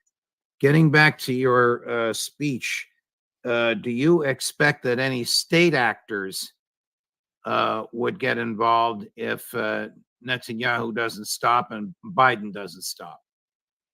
Well, that's the thing here. I interviewed, and our interview should be out shortly, Mohammed al-Bukhaiti, who is the spokesman for Ansar Allah, the movement that effectively controls Yemen's government. They control the largest city, Sana'a, and obviously they control the military. They defeated the Saudi, UAE, Gulf Proxy coalition and the southern Yemeni forces in order to win this revolutionary victory, where they really truly, according to al-Bukhaiti, can represent the spirit and the aspirations of Arab people across the Middle East. Whereas 80 to 90 million Arab people in Egypt have been left completely hopeless and have no way of intervening or doing anything to stop the genocide of their brothers and sisters right there on the other side of this militarized fencing in Gaza. There's nothing they can do. So when a movement like Ansar Allah comes in and intervenes this way, they become the heroes of the entire Arab world, and they've actually managed to unite the tribes and various parties all across Yemen that the West has spent decades trying to divide. So it's not opportunistic. What they're doing is they're doing this out of morality and out of religious dedication, but they're gaining, along with Hezbollah and Hamas, the popularity of the entire Arab world. And again, this is the blowback that the US gets for refusing to initiate a ceasefire, is that these movements that can't be controlled, like the various dictators and kings across the Middle East by the US and the West, are becoming heroes to Arabs and also to people across the West who want to stop this genocide. What is the status of the Israeli hostages still being held by Hamas? Well, it's terrible. Their future is very, very bleak. Haaretz today quoted a source inside the war cabinet who participates in these daily meetings with Netanyahu over the war, and says that Netanyahu spends almost no time discussing the captives, doesn't want them out, likes to have their families protesting in the street because it prevents the wider public from protesting for the downfall of his entire government. And that the longer the war goes on, the longer his career goes on, and that he would like it to go on for the rest of the year, as he's openly said, because as soon as it ends, his career ends and he goes back to court for corruption. So the fate of the hostages is bleak. There are also millions of Jewish Israelis who correctly see that ending military operations in Gaza, which is the only way to get the hostages out, contravenes their goal of destroying Gaza, getting revenge on Palestinians for October 7th, and ending Hamas. And so the captives must be sacrificed. And that's why you're seeing actually Israeli parents, like the parents of Ron Sherman, who apparently was poisoned to death by Israeli troops who had gassed a tunnel in Gaza. He was an Israeli soldier who was taken captive. His mother said, "My son was killed like the Jews in Auschwitz by our own army that abandoned him, and that they are deliberately killing captives." Yagil Levy, who's an Israeli military expert and sociologist, wrote in Haaretz that what Israel is doing in Gaza is deliberately targeting the hostages as an extension of the Hannibal procedure to deny Hamas political leverage. In other words, to prevent another prisoner swap, which is deeply unpopular in Israel. So I really fear for the fate of these captives because there's no political constituency in Israel strong enough, including the parents and their families, to force the deal that would get them out. And the only way they're coming out is through a ceasefire. The Biden administration could get them out. Tony Blinken could get them out, but they don't want to because they refuse to force a ceasefire.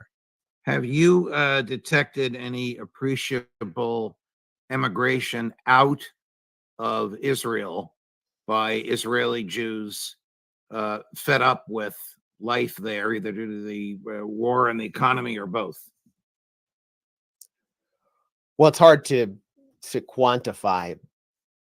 There's definitely been no great wave of Jews going to make Aliyah through the Jewish Agency.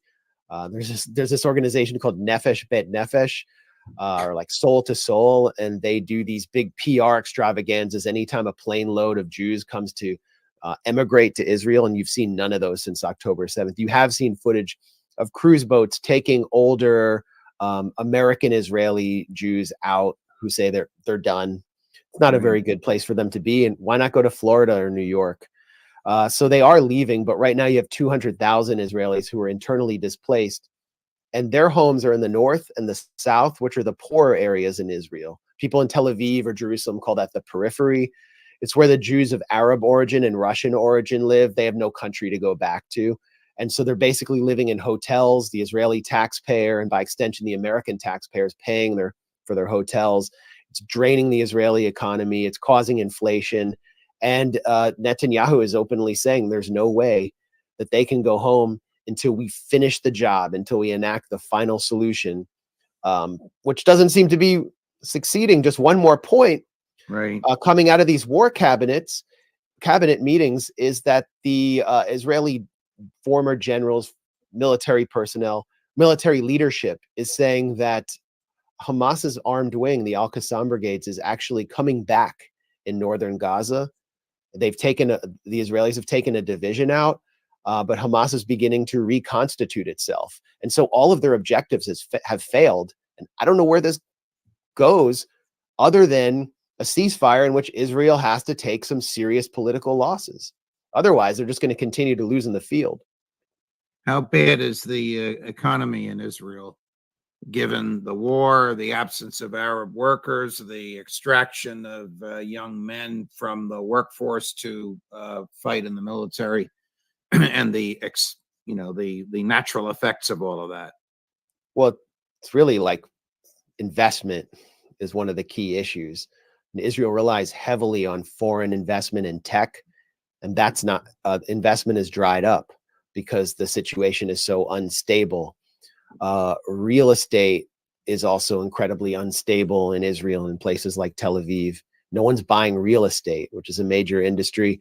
And the failure of the Israeli intelligence apparatus on October 7th has meant that it's harder for Israel to export its spy tech and various weapons to other countries because they so clearly failed. The salesmanship no longer has that peerless ring to it of field-tested technology. Israel's lost its military aura. So I think in the long run, there's no way that Israel will return to the status quo ante of economic vibrancy that it enjoyed. And honestly, I don't see stability returning in 2024 for Israel, and neither does the Israeli military leadership. They're pretty clearly saying that they're going to take the fight to the north, to Hezbollah, in the next few months. I think Prime Minister Netanyahu said in the last 48 hours the war will go on into 2025. Of course, if it's up to him, there'll be no end to the war. We have one other reason for that, Judge, is he would like to see Biden defeated. If the war's still going on through November, that's going to be devastating for Biden. Right. And Netanyahu does not want the Biden administration in there. Right, right. We have a clip of your friend Miko's father. Have you seen this? From 1992, the general speaking in San Francisco to a group of academics. This is dynamite. The comments that he made 40 years ago. This is the situation we have to live with, and I have no doubt that the direct consequence of the occupation. Anyone who said occupation corrupts was absolutely right. And we are occupying the West Bank and the Gaza Strip for the last 25 years, and this is corrupting us, maybe even more than the American aid. Well, I would like this to be eliminated altogether. I think that we should pay for our arms out of our own money. But in any case, this is one of the most damaging gifts that we get from the United States. Right on the mark. Max, thank you very much, my dear friend. Always a pleasure. Your courage.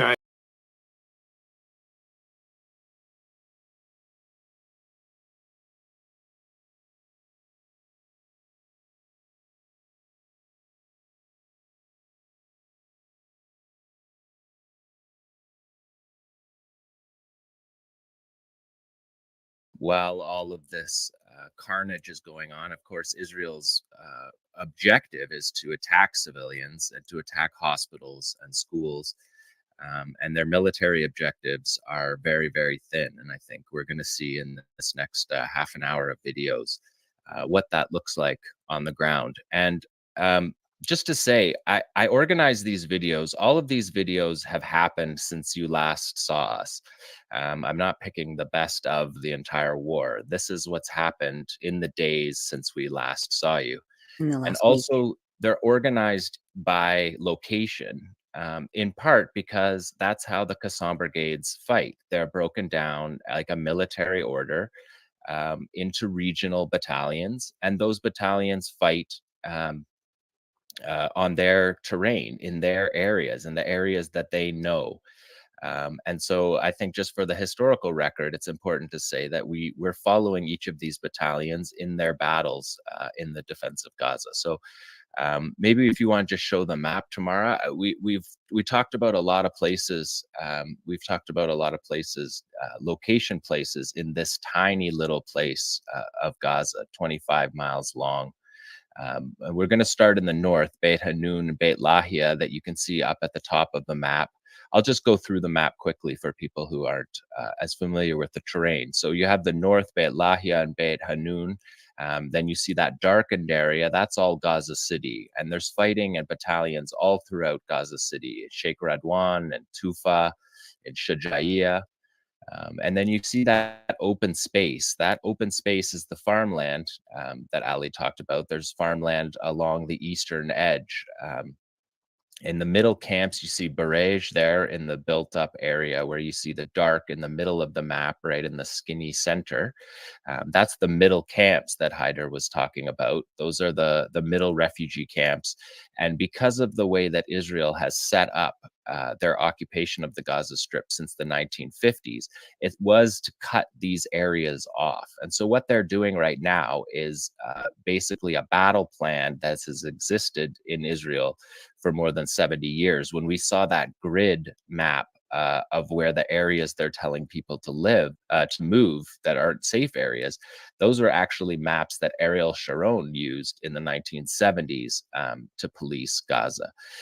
You can see in the south there, Khan Yunis, what Haider was talking about Khan Yunis is that Gush Katif was the settlement that you can see all along the coast there. So Khan Yunis, an entire generation, 2 generations of people grew up in Khan Yunis looking at the sea, but never able to access it because of the settlements. And that's the reality of the Gaza Strip. So we're going to start in the north here with these first videos tomorrow. We're going to just show people, because the battle in the north, Israel says the battle in the north is over. They say that they've dismantled Qassam as a military framework, which is clearly just an absurd claim. Because what we're watching here is fighters literally on the next block observing Israeli soldiers on the ground in the northwest. The fighters clearly still have command and control in this area. And in the next part of this clip, you're going to see them. They're attacking that ground force there within 1 block. So we're talking street by street fighting. In this shot, Qassam is going to take us first person as if we're there through the streets of Beit Lahia. And you can see that the fighting force still exists. You can see them here signaling to each other, professional fighters, disciplined fighters. We're not even into the guerrilla part of the army at this point. We're seeing well-trained fighters creeping up here. You're going to see a tank around this corner. And he's calling and signaling to the fighters because the fighters have control of these streets. Although there's drones in the air, and tanks on the ground, the Israelis have nothing like control in this area. And so you're going to witness here an ambush of this tank where we have the spotter, the shooter, and the cameraman all being able to deploy to the same operation. And as we've seen, these information operations, having these camera crews operating on the ground with the fighters has given us a unique view into this fight. But as Abu Ubaidah and Abu Hamza, the Sarai al-Quds spokesperson, have said, obviously what we're seeing on video is not all of the operations. All of the units don't have cameramen embedded with them. But we can see here, again, able to use the houses, able to use the destroyed buildings to target the armored vehicles in the north, and showing us evidence of the burning vehicles from these strikes.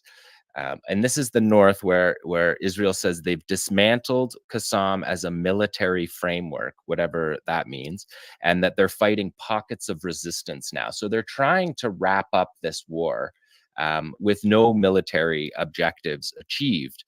And that's in the north. And now we can move on to How the next embarrassing one. for the Zionists. Tomorrow, number 2 here. And This is a NATO, tunnel they're on the ambush. ground losing to We know that they have Qassam has hundreds of kilometers of tunnels that have to be combated. And we've heard the false story about them flooding it with water. We haven't heard anything about that in a month since they told us this story. But what we're looking here is we're looking at a CCTV camera footage of watching the Israeli Special Forces unit. This is a Yahalom unit, an anti-tunnels unit.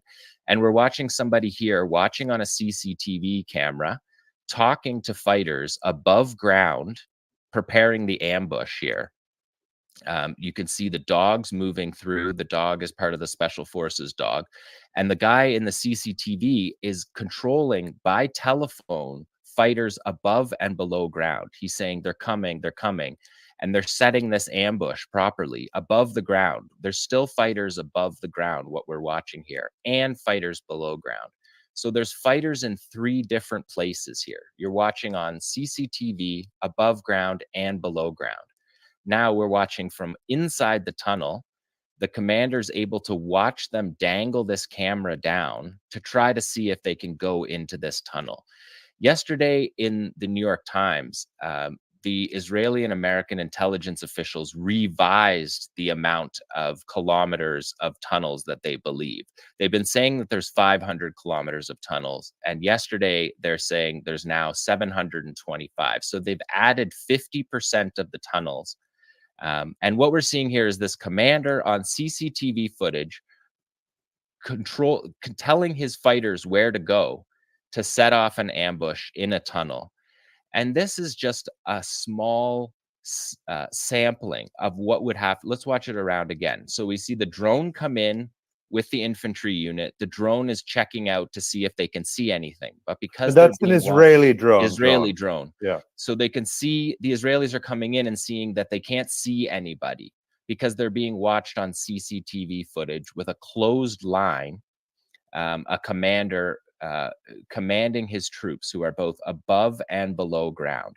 So the drone's giving them footage outside to say that nobody's there. He says, leave the water tank lid open. He's setting up the he says, set up the camouflage, create it like there's the lid is showing a bit. They're trying to get the exact luring of the troops. And they're saying now they've entered the room, now go downstairs. So the fighters are upstairs at that moment. And the commander on the CCTV footage is telling them, okay, move out of the room now. The soldiers are coming. So now they move from the above level to the fighters on the below ground level. And we're going to pause it here with 3, 6, 8 soldiers that they're showing right there that are going to be a part of this tunnel operation. This is them scoping out the tunnel. That's an Israeli camera coming down? The Israeli camera coming down, being seen by the Palestinian camera. And he's saying, so leave, there's still people above ground at this point. That's the flashlight of the Israeli troops coming over to see if they can go down in this tunnel. And the commander above says, deal with them, do it. And you see the fighters emerge from the tunnel. And this is, I believe, what we're seeing here is the first time we have seen in this 3+ month war, shots in anger fired underground. So you're meeting the ambush under the ground and then detonating the tunnel. And this kind of an operation gives you, first of all, the understanding that the command and control of this group is clearly not collapsed. Whatever the opposite of that is having people at 3 different locations plotting your tunnel ambush. And you can see that no matter how much the Israelis spend on their gear, on their drones, no matter how many forces they're sending into these areas, basically Qassam, with the most basic tools, a CCTV footage, a commander watching on a computer screen, is organizing his troops. With that, do you think that commander is above ground or underground, John? He's in a 3rd location.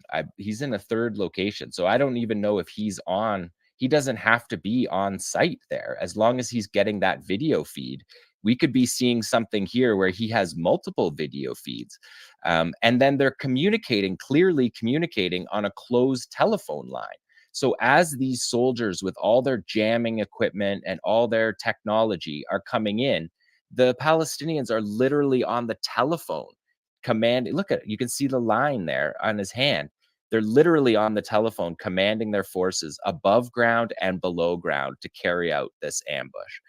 And this It's kind of a footage. good thing they didn't get rid of their landlines then, like the rest of us. Yeah, well, they closed their landlines, and then the Israelis have tried for a decade to get into this system, and maybe there'll be more time on other shows to talk about a couple of those raids were spectacular counterintelligence operations by the Qassam brigades to prevent the Israelis from planting bugs in this closed network. And so we've seen the fruits of that throughout this war. We saw that footage from Shujaiya, where we had the fighters coordinating multiple sides of the ambush on the telephone.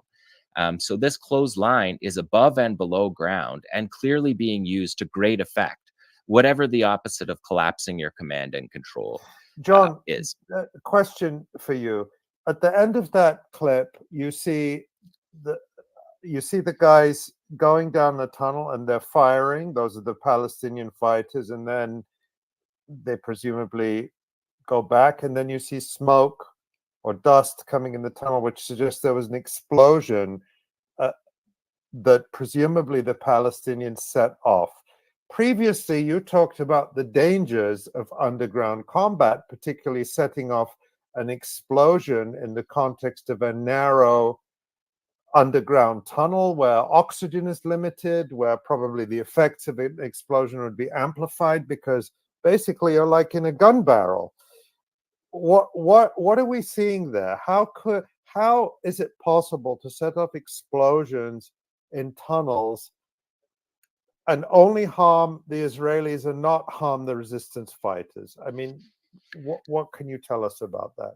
Yeah, I mean, size of the explosion, whether you're carrying out a catastrophic tunnel collapse operation or just blowing up that one entrance. But like I said, this is the first time that I believe that we've seen shots in anger underground, because even your guns, the acoustics of the guns are crazy.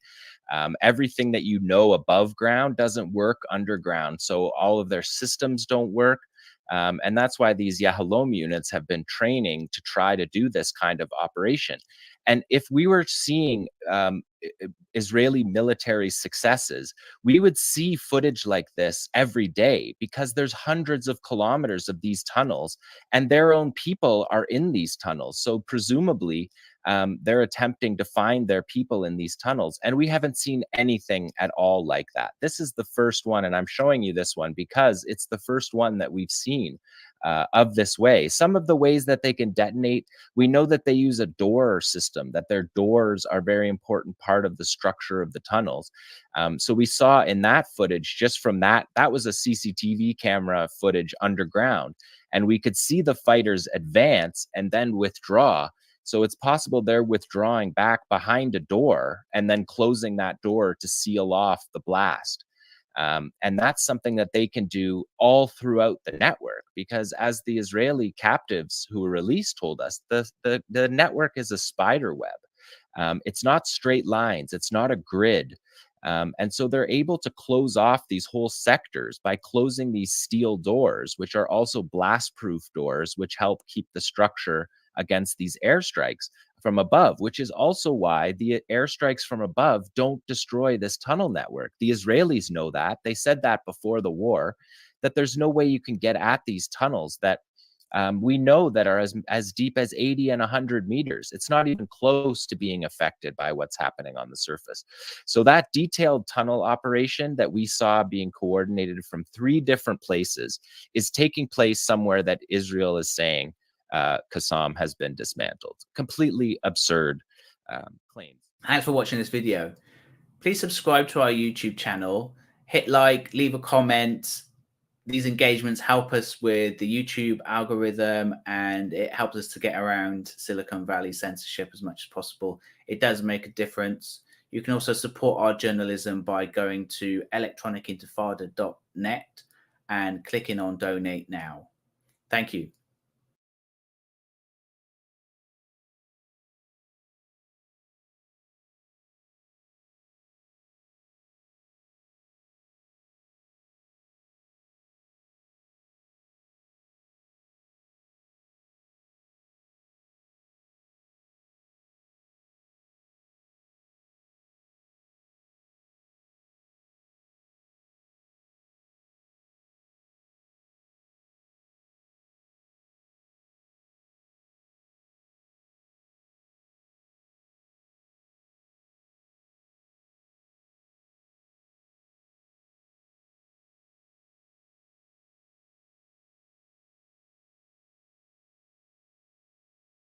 peace group, time for Congress to step in. That's on Common Dreams. And don't get me wrong, I'm no big fan of Common Dreams. It is just a stupid, website that thinks the Democrats are right about everything and the Republicans are evil. And, it's part of the stupid game of, the good guys and the bad guys, right? So it's a sad and pathetic website if you absolutely look through it. But here and there, they'll have something good. So anyway, you go on and look here. So Biden was asked about the bomb. He said, well, whether it's working. And he said, well, when you say working, are they stopping the Houthis? No, Biden said in response to a reporter's question, are they going to continue? Yes. So they're not going to. Let's take a look at this.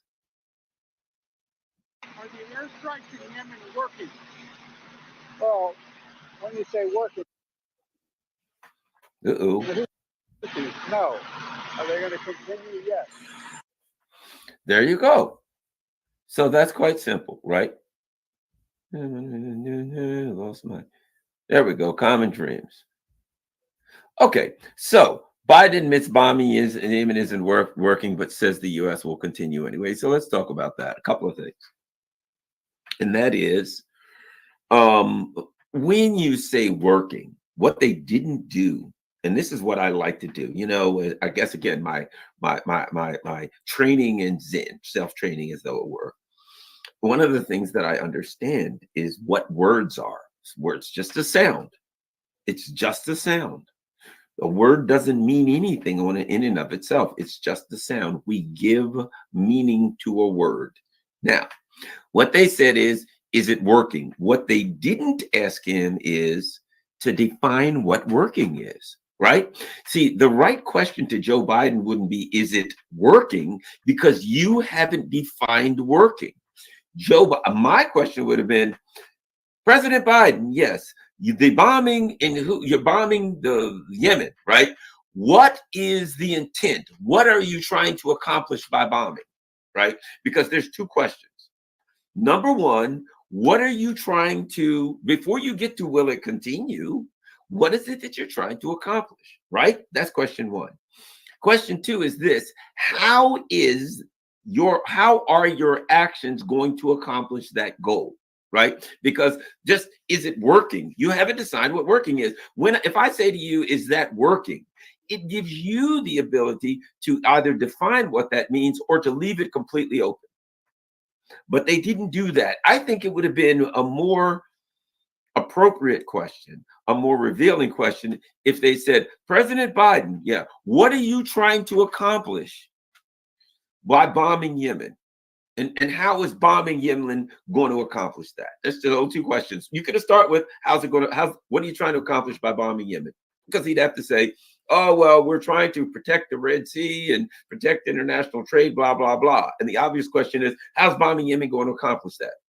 Because then you get down to the nitty gritty. But I guess if you're only going to get to yell at him one question, maybe you got to do the best you can do. And that question is it working? And his answer is, because here's the reality.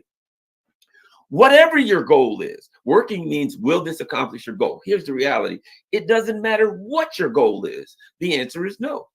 Because the U.S., through the proxy of Saudi Arabia, started bombing Yemen in 2015 under Obama, and they bombed them up until 2023. And the only thing it did was piss the people of Yemen off, created a humanitarian disaster, and caused Yemen, to arm themselves much, much more heavily. You have strengthened, by attacking Yemen, you strengthened Yemen. Right? By attacking them, you forced every action has an equal and opposite reaction, right? Garland walks home from school, some kid beats him up, takes his money. He walks home from school, the kid beats him up and takes his money. And Garland says, I need to do something about it. Well, it may be that I'm going to carry a big baseball bat with me tomorrow. When the guy comes to attack me, whap, I'm going to hit him with the baseball bat, right? By attacking me, you forced me to act, to do something different. By attacking Yemen, they attacked Yemen, maybe through their sponsors and allies, whatever the case, maybe some on their own, to arm themselves, to become better equipped to defend themselves by attacking them. That's one of the things that it accomplishes. When you attack someone, you motivate them to get stronger, to be better able to defend themselves. So when he said, is it working? Well, if the plan is, let's say it is working. Yeah, it's working. What is it doing? Number one, you're making you're turning Yemen into heroes before the world. The whole world, people all around the world, because the neocons are very isolated. The US empire is very isolated. Most of the world opposes genocide. So what are you doing when you attack them? You're making them heroes. They're standing up against the US empire. You're demonstrating that. And let me add this. And in bombing Yemen, not accomplishing anything, you're teaching the world something. Hey, these people will just bomb you, but it didn't really do nothing. Yemen has dug in, they've hidden their stuff, they moved their stuff all around. They've learned how to deal with US bombing and still be effective. So you're demonstrating to the world that you're unable to do anything to stop a very poor, lightly armed country from fighting back. So the whole world's saying, oh crap, poor weak bastards, you told us you were badasses. You're bombing Yemen and they're just shaking it off, saying, that all you got, Uncle Sam? Come on with some more. They're still firing missiles, they're still hitting ships, and they're saying, screw you, I ain't listening to you. And so you're teaching the world to stand up to you. You're showing the world that you're weak. So it's working. Yes, it is working. In that it is doing something. And another thing, the question, President Biden, yes, why? Why are you bombing Yemen? Okay, number one, is it just revenge? Hey, they did something, we're going to get them back. Is it simply that I would argue they're the only people we can bomb, realistically? You can't really bomb some of the other countries in the area because they've got air defense systems and things like that. I mean, ultimately, when it comes down to it, yeah, you're hesitant to bomb some of the other countries because the other countries can hit back. I'm going to hit the weakest guy I can because hopefully that guy won't be able to attack back. Look, they're involved in Ukraine, and what are they doing? They're using proxies against Ukraine. Why? Because they don't want to go toe to toe. What I keep saying, we don't want to fight Russia. No, they don't. They don't want to because they know they'll take a nasty punch quickly, and they know they stand to face potential possible defeat, if not, a nuclear annihilation. And the neocons, if nothing else, are chickens. They don't want to die. So they're like, who are the weakest people in the region? Houthis. That's who we're blowing up. We got a regional thing going on. We're afraid to bomb Lebanon because Hezbollah, because they've got some nasty anti-shipping missiles and they can use them, and they can hit our bases. They can hit Israel's bases. They can really do some nasty stuff. They're heavily armed. So God knows we don't want to fight them. They're too strong. What about Iran? You got to be out of your mind. They're too strong. Who's the weakest people in the region? Yemen. That's who we're bombing then. Simple as that. They got to bomb somebody, and they're going to pick the weakest people. But again, you can argue it's having no effect, right? Oh, it has no effect. Well, it does do something that the Biden administration would be happy with. It drives up the price of oil. So now ExxonMobil and these other countries are like, yeah, darn. Oh, darn. The price of oil is going up. Rats. Crap. Drives up inflation. One of the things you got to know about inflation in the U.S., a lot of people don't know the numbers of inflation. Here's one. 40% of the inflation in the United States is price gouging. 40% of the inflation over the past couple of years in the United States has been corporations who are like, okay, I don't have to raise my prices, but hey, wait. Oh, crap. Everybody's raising their prices. I think I can get away with it. Hey, up front, jack everything up by 20%. They jack everything up by 20%, and then people come in and like, my God, things are higher. Yeah, inflation, supply chain, and things are high. Wars going on. Look, for God's sake, the Red Sea. What are we going to do? It's costing us so much more to get ththings that I had to jack things up by 20%. And then the people go, oh crap! But hey, I understand that's just there was inflation everywhere. Huh? Yeah, or the people we're buying it from. It's terrible, man. I wish if it was up to me, I'd actually lower the prices, but. Unfortunately, supply chain problems are a big problem, so we had to jack our price. In fact, it's possible they may go up another 5% tomorrow. I mean, next week, but more likely tomorrow. Price gouging. So as the price of oil goes up, ExxonMobil, Shell, all of those are smiling, grinning all the way to the bank. As inflation increases, all of these corporations who are basically on life support in the United States, they're zombie corporations. They can't make a dime. They're living off of debt. And then all of a sudden, oh boy, everybody, it's time to raise prices by 10, 20%. So the truth is, while you can make an argument that the Biden administration doesn't want the instability of prices to go up because of an election year, they don't give a crap. Because if it's an election year, because Biden ain't going to be the nominee anyway, they're planning on getting rid of him and certain Gavin Newsom or some schmuck like that. So they don't give a crap. And the bottom line is this. The corporations only think until the next quarter anyway. And here's the way they see it. We can make more money now. Go bomb you. Screw up. Oh, darn, we might mess up the supply chain and then prices will go up and the corporations will make a bigger profit. Wouldn't want to see that happen, would we? You don't think Biden would be in favor of that? I'm just saying. How's that? I'm just saying it is what it is. But the billionaires are going to get richer. The kings of chaos, they get richer when there's chaos, when there's instability, when we pay more and they say, we're sorry, we have to charge you more and take more money out of your pockets. We really don't want to do that, but we don't have a choice again. So is it going to do any good to stop the issues in the Red Sea? Well, think about it. It's going to cause greater issues in the Red Sea. As I've said now, we have now shipping line after shipping line, one after the other. I've been reading it saying we're not going to the Red Sea anymore. We're not going to the Red Sea anymore. Why? Because, excuse me, ships in the Red Sea are getting blasted and their insurance companies are saying we ain't insuring you in the Red Sea. So the Biden administration, every attack that they make in the Red Sea, every bombing run they make, makes it, when they do that, every time they do that, another couple of shipping companies say we ain't going through the Red Sea. Now, also, the big loser is Europe, because a lot of stuff comes out of through the Red Sea, through the Suez Canal to Europe, which means Europe is going to pay dearly. As if they ain't screwed enough, they're going to pay dearly. They'll be further economically, politically, culturally, everything destabilized. And that's always a good thing if you're a neocon. Remember, Victoria Nuland, when they said, hey, Europe's not going to like what you're doing, the EU, and she said, F the EU. That wasn't an accident. That wasn't a slip of the tongue. That wasn't a gap. The fact of the matter is this. The neocons despise the EU. The EU, sometimes they're too big for their britches. They try to do things on their own and be independent every now and then. You've got people there pushing back against, holding up signs and protesting. They don't know their place. And now they're being put in their place. And their place is a place of poverty, a place of chaos, a place of instability, of loss of industry. That's the plan. This is just a furtherance of the plan to destabilize Europe. If you look at the map, that crap, where does the Suez Canal empties out into the Mediterranean and right over to Europe? All this stuff comes through Asia. So who's going to hurt the worse? The stuff coming through Asia, going through the Red Sea to Europe. Europe is going to take the worst beating here. And guess what? Let me ask you this. The Ukraine war, who took the worst beating? Europe. Here, this Middle East, who's going to take the worst beat? Europe. Europe is their cannon fodder. I said it a long time ago.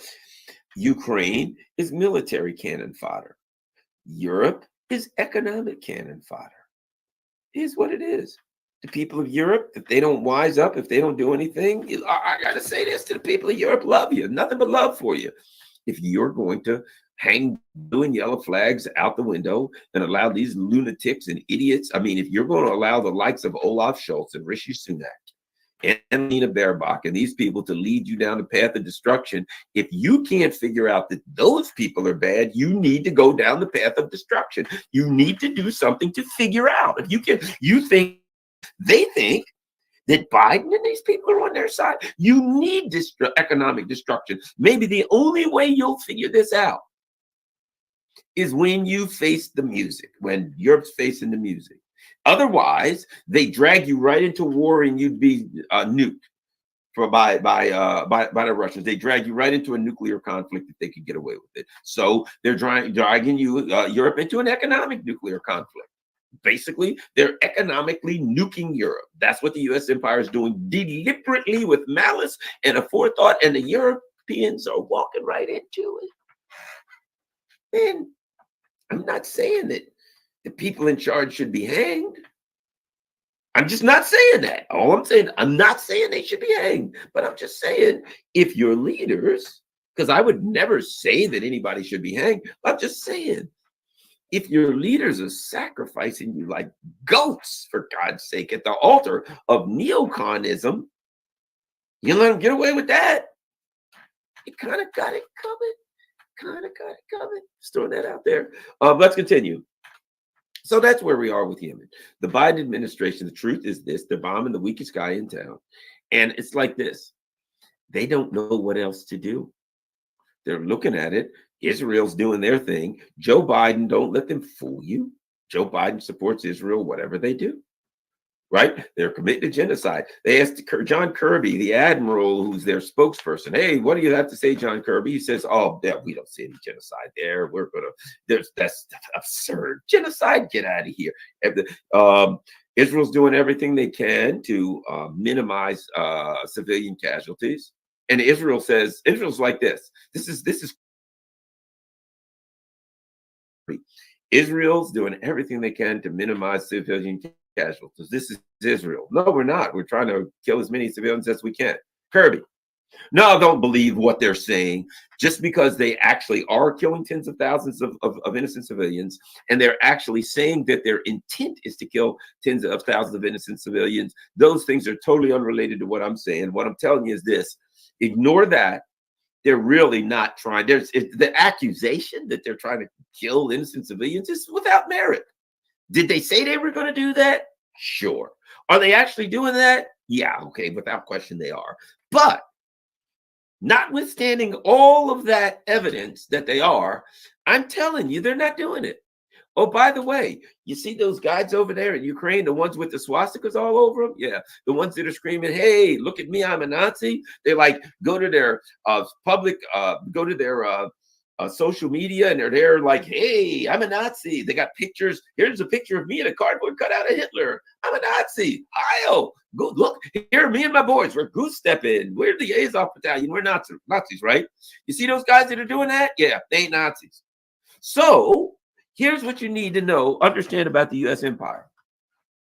The people who are saying that they are out to kill as many civilians as they can, and who are killing those civilians, it's meritless to argue that they're actually doing what they're saying that they're doing and what they're doing. Meritless. Sorry, you have to ignore their words and their deeds. Meanwhile, over here, the people that are saying they're Nazis aren't Nazis.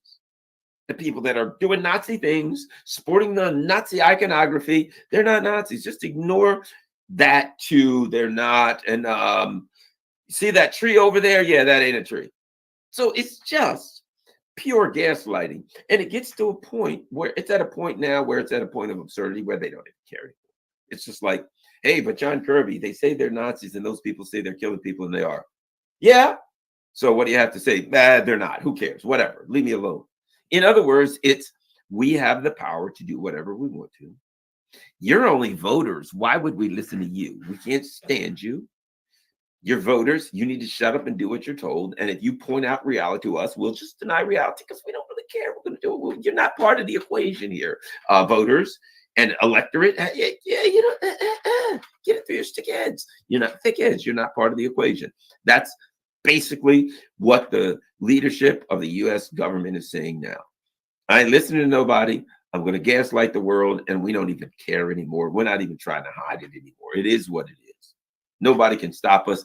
They're pure fascists. This is pure fascism. Fascism in its purest form. Pure fascism. Beautiful fascism. Crunchy milk chocolate fascism with nuts and caramel and nougats. This is the real deal, man. It ain't kind of fascism. It ain't Trump fascism.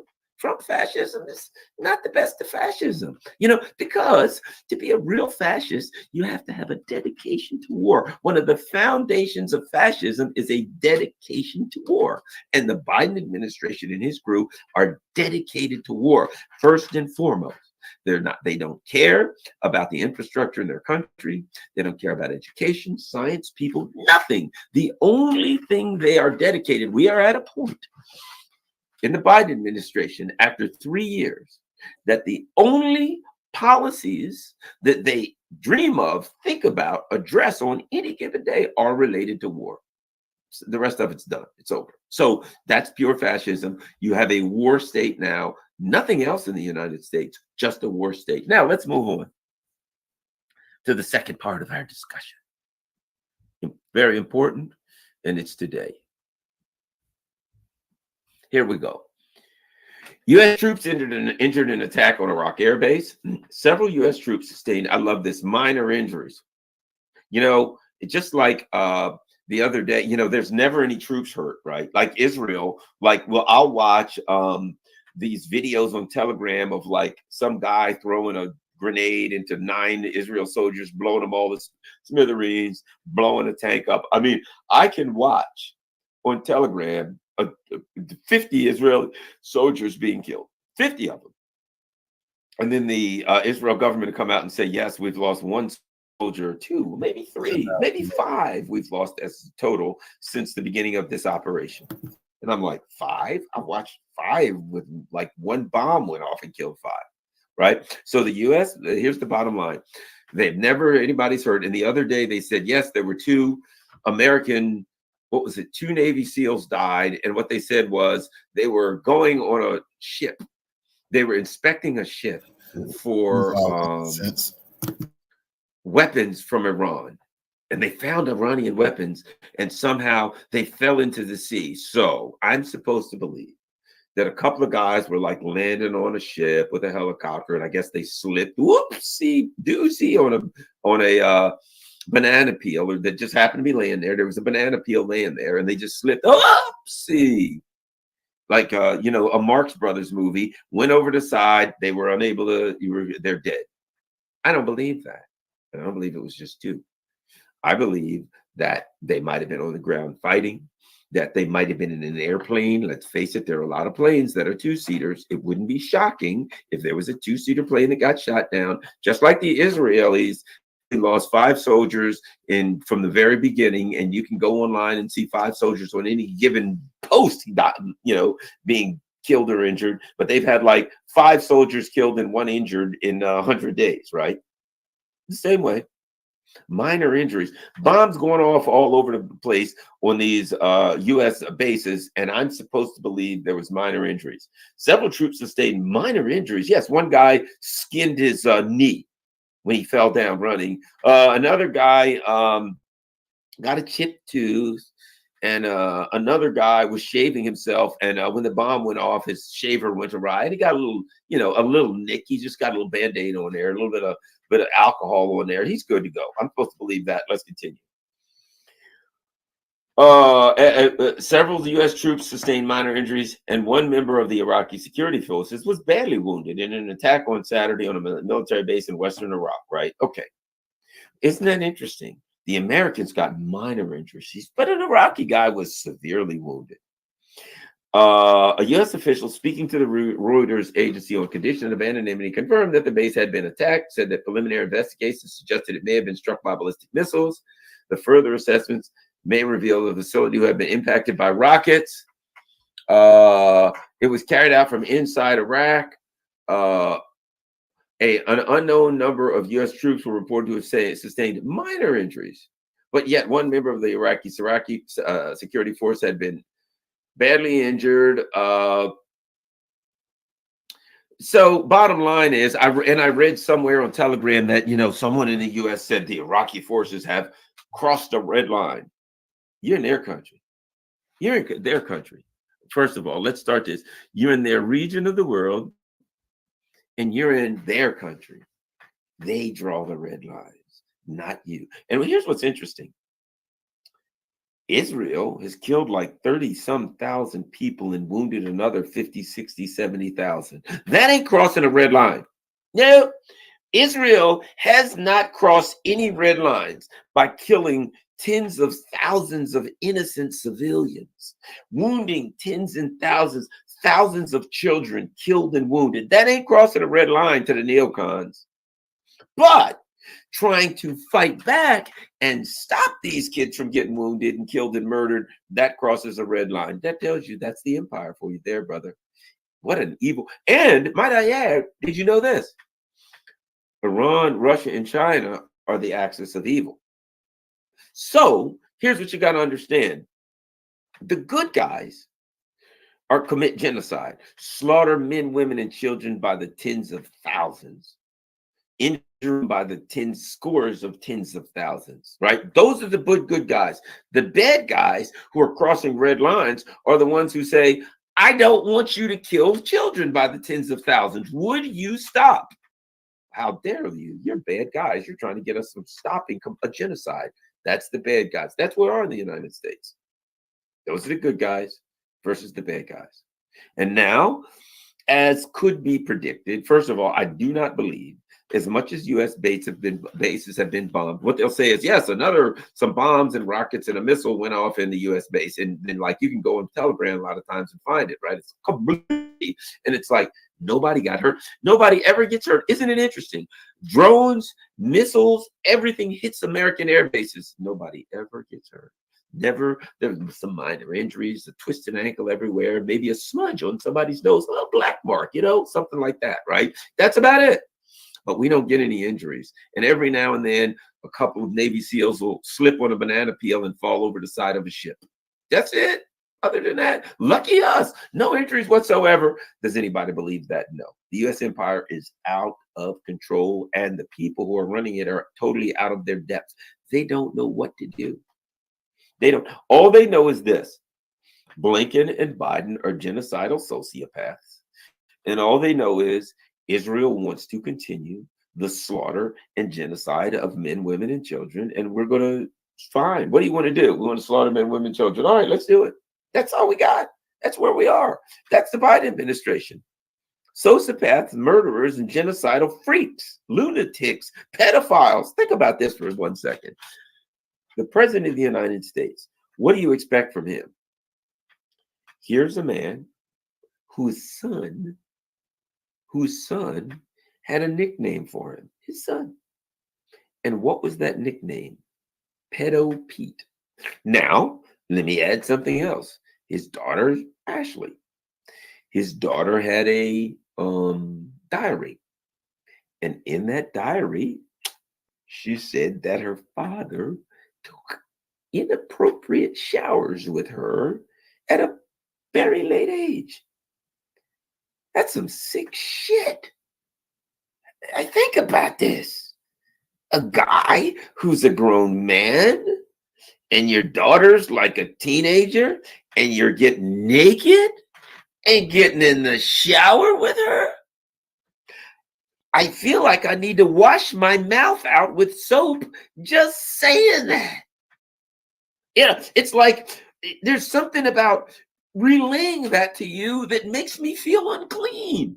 I can tell people are like in the chat, like, oh, Garland, look, we know that these ruling elite people are Epstein Island freaks, but please don't, we know, but just don't tell us because it's too horrible to think about. That's Joe Biden.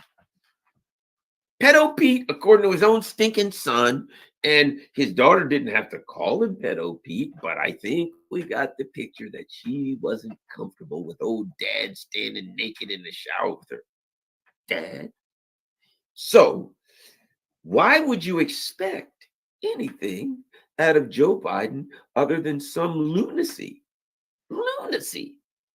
Now, all you need to do is look at this Mr. Psychopath of all psychopaths beside him. Blinken. Birds of a feather, right? Blinken. I saw an advertisement with Blinken. An interview with Blinken. He's at Davos of all places. Perfect place for him. The Epstein Island crew all meeting in one place, right? Other than Epstein Island. And Blinken's there. And he's saying, they're asking him about all the civilians. And he's saying, oh, my heart is wrenching and it just tears at your heart when you're for what's happening and right. So he starts off with that. So he admits that what's happening is horrible. Then he goes on to say, and, we're talking to Israel to do everything that we can to minimize civilian casualties. Really? Again, that's like John Kirby. Same thing. When John Kirby says, oh, yeah, all is well, any accusations of genocide are meritless and everything's fine in Israel. We don't know what you're talking about. Okay. What's the difference? It's the same thing. It gets to Blinken, and Blinken says, look, my heart bleeds for these poor people. And if you look at his face, man, if you read his body language, you can see his heart ain't bleeding. What's going on is he's searching for an answer. He's trying to figure out, it's like a psychopath, right? Here's the thing about a psychopath and sociopaths. They know the music, but they don't know the words. The psychopath and sociopath knows at times I'm supposed to feel bad or happy or whatever, right? He knows things, this is not something that people are happy about. And I'm supposed to have a particular emotion, but I don't have that emotion.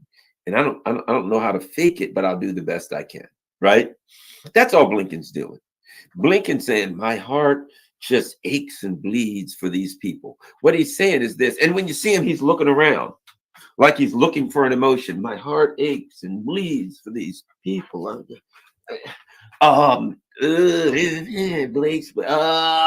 I feel bad. They're not supposed to be killed people or something. And I have terrible emotions. I got emotions. I do have them. I may not think I do. I may not think I do. But yeah, my heart bleeds, and we're talking to Israel. Hey, is that what we're supposed to talk about? Heart bleeds? Okay. My heart bleeds, and according to my assistant, we're talking to Israel, and we're telling them to minimize civilian casualties. Now, here's what I'd say. Minimize them. So in other words, civilian casualties are okay. We just don't want that many of them. But this has been going on 100 days. And you got that many of them. Is this your idea of? See, what happens, he says, we're doing everything we can to minimize civilian casualties. There's an obvious question.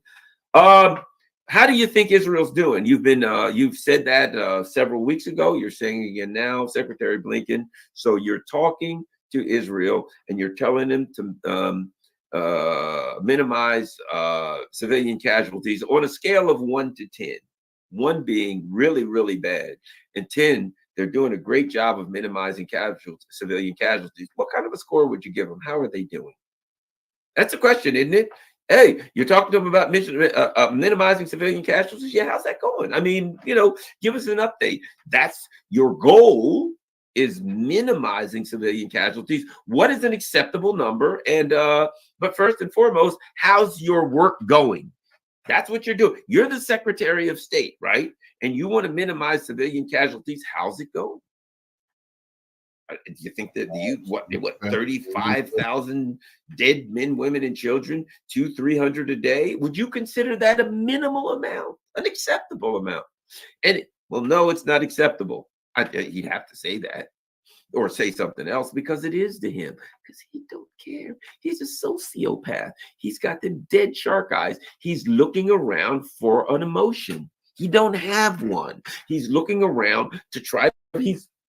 Watch him. When you watch that, let me see if I can find the video.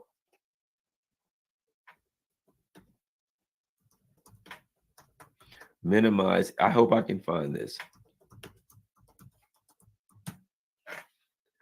I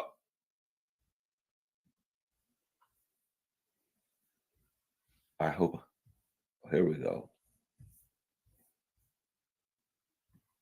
All right. Let's take a look at old TV. I found it. Let's see if it works. All right, let's go. Seeing every single day in Gaza is gut-wrenching. And the suffering we're seeing we're seeing every single day in Gaza is gut-wrenching. And start there. Look at his face. He says, oh yeah, the suffering we see every day in Gaza, and then he does this look. I don't give a shit. He goes, It's gut-wrenching. In other words, gut-wrenching, that's a word. Watch the look on his face when he says, the suffering we're seeing in Gaza, and then he just goes like, it's gut-wrenching. He doesn't look, the look on his face doesn't say it's gut-wrenching. The look on his face says, I don't give a shit. Let's watch this. Let's watch. I want you to see the look on his face when he, just before he says it's gut-wrenching. Seeing every single day in Gaza. Look at that look. Look at that look.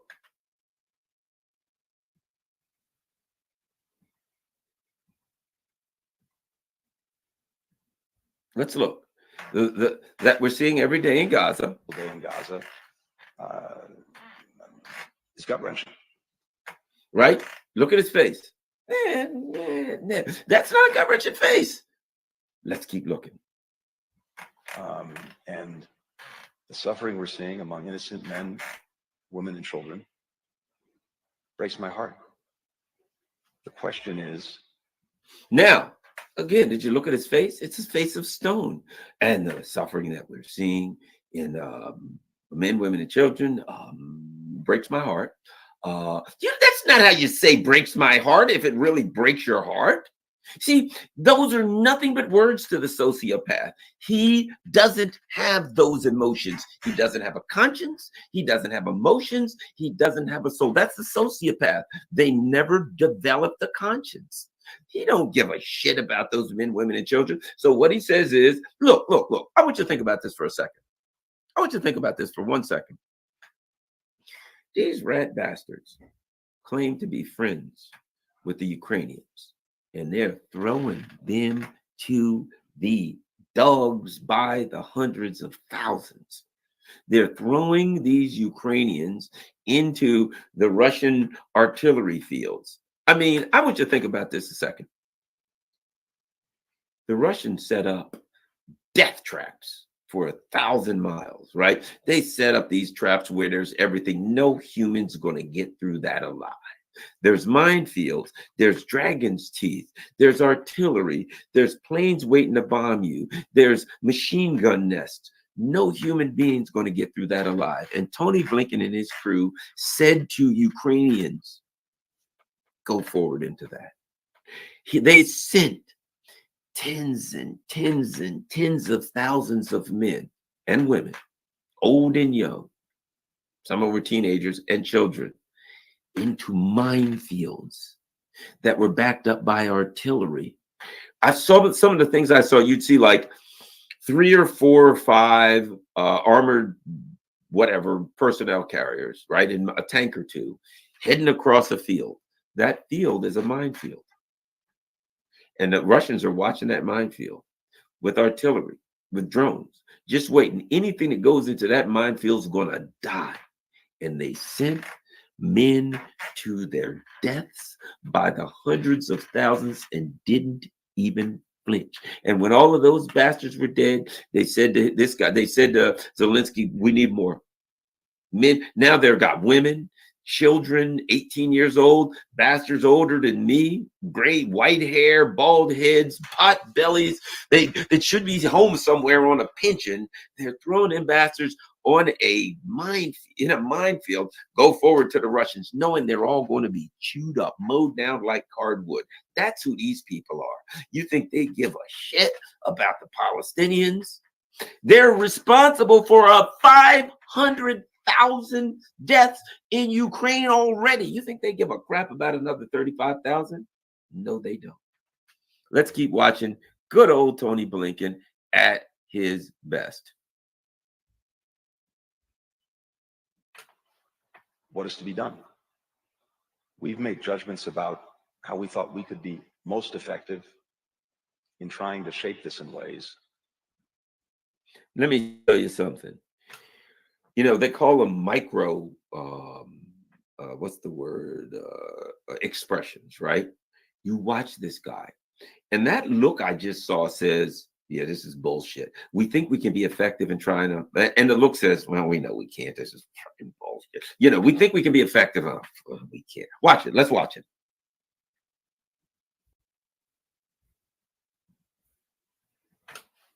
We've made judgments about how we thought we could be most effective.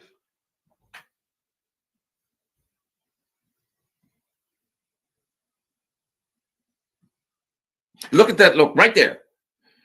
What does that look say? There's no chance we can be effective. Yeah, we look like we can be most effective. Yeah, I mean, no, of course not. So let's look. So that look right there, he just said, we think we've done judgments of how we can be most effective. And he gives you a look that says, we know we can't be effective. No chance we'll be effective because we ain't really trying. Let's keep watching sociopath, psychopath, madman talk. In trying to shape this Flying a small hat too. to get more humanitarian assistance to people, to get better protections and minimize All civilian lies. casualties.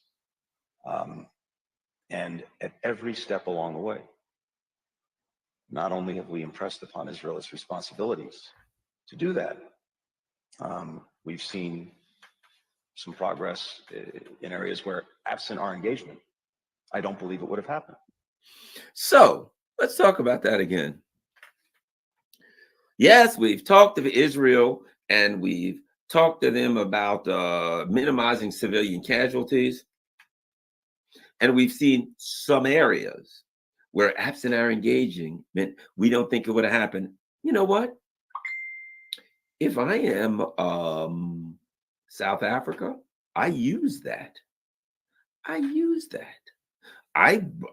Tony Blinken. So what you're saying is, absent your engagement, they wouldn't have done anything to minimize civilian casualties. He just damned the Israeli government. What he actually said was, if we don't do anything to stop them, they won't try to minimize civilian casualties.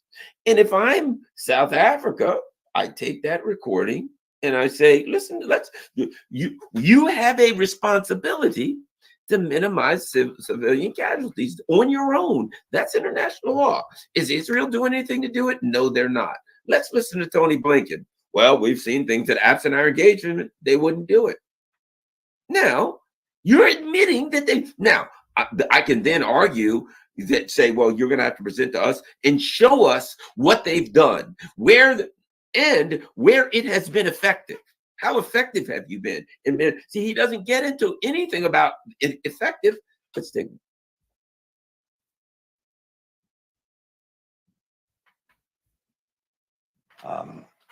And at every step along the way, not only have we impressed upon Israel its responsibilities to do that, we've seen some progress in areas where, absent our engagement, I don't believe it would have happened.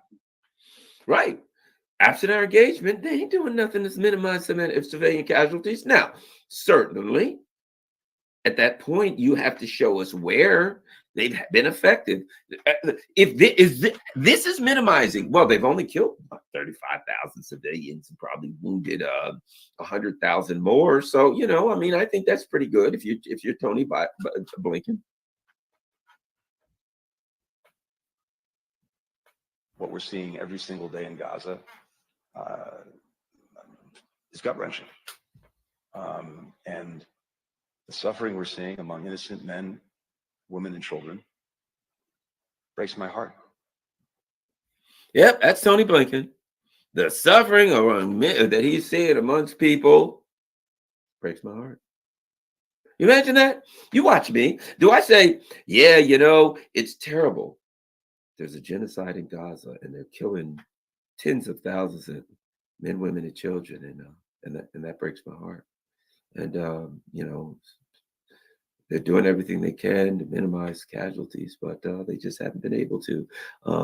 By the way, did you see the game the other day? I thought there was a good soccer game on and, you know, a couple of goals were scored. I was really happy with that. Then I went home and had some ice cream. I had a pretty nice day. Everything was good over and all. What we're talking about again? Tens of thousands of people being killed. Yeah. Oh, yeah. By the way, it was buttered pecan. Oh my God. You got to try. Haagen-Dazs has a new buttered pecan flavor. They added some nuts. Absolutely fabulous. Fantastic. I'm telling you, give me a buzz. I think I'm not doing anything Thursday evening. Give me a call Thursday evening. I've got some home in the refrigerator. I want you to stop by. You're going to love this, man. You know, a slice of pecan pie, because, you know, the nuts in the pecan pie, the nuts in the ice cream, it's the best. Now, what we're talking about again? Genocide of innocent men, women, and children. Oh, yeah. That breaks my heart or some shit like that. All right, next. That it? Gotta roll. Hey, you know, they're serving pan-seared trout with braised asparagus and Ojal sauce. Freaking unbelievable. Let's get over there. We don't want to be too late because I think the buffet ends at 8 or something like. What time is it? 7:15. Yeah. All right. We'll talk about the suffering of men, women, and children, and trying to stop that after we get finished this trout. We gotta get this trout. Oh my God. Yesterday, you know, I think they had a nice meatloaf. That I like meatloaf, but I'm more of a seafood guy. So the pan-seared trout, that's the direction I'm trying to go. What was it again? The genocide. Yeah, genocide, which isn't happening, I might add. A couple of people just twisting their toe, twisting their ankles every now and then. But yeah, that's terrible. We're working on it and what have you. Get the boys together. We're heading over to the buffet. That's him. There you go. That's Blinken. Yeah. It's just a genocide. And he's so nonchalant. Hey, what do you got to say about that genocide going on? Yeah, we're working on that. We're talking to Israel. We weren't telling them to stop genociding people. God only knows. They just mow everybody down. You know, those genocidal sons of bitches are. We got to love them, though. They're our buddies. And yeah, we're... What was the question again? Yeah, they're slaughtering children. Yeah. Oh, breaks my heart, man. I'm telling you. Is that the right thing to say? Breaks my heart. Yeah. Breaks my heart. Gut wrenching. That's a good word. Think about that. Gut wrenching. It's just like, sounds like something's going on in your stomach. It's gut wrenching and it breaks my heart. We're doing everything we can to stop it. And now we're heading for the buffet table. See your trap. That's what we're dealing with, dudes. That's the direction we're going. That is what we have. And now they're like, and oh, by the way, we got to bomb the Houthis. It's not working. But what are you going to do? You know, who do we have to bomb? You can't always bomb the people you want to bomb. Sometimes you just have to bomb the people you got. You know, we got to bomb somebody. We have to come home and say to the American people, we're fighting in the Middle East. We're doing something. And those are the weakest people there. So those are the ones really that we can only safely bomb.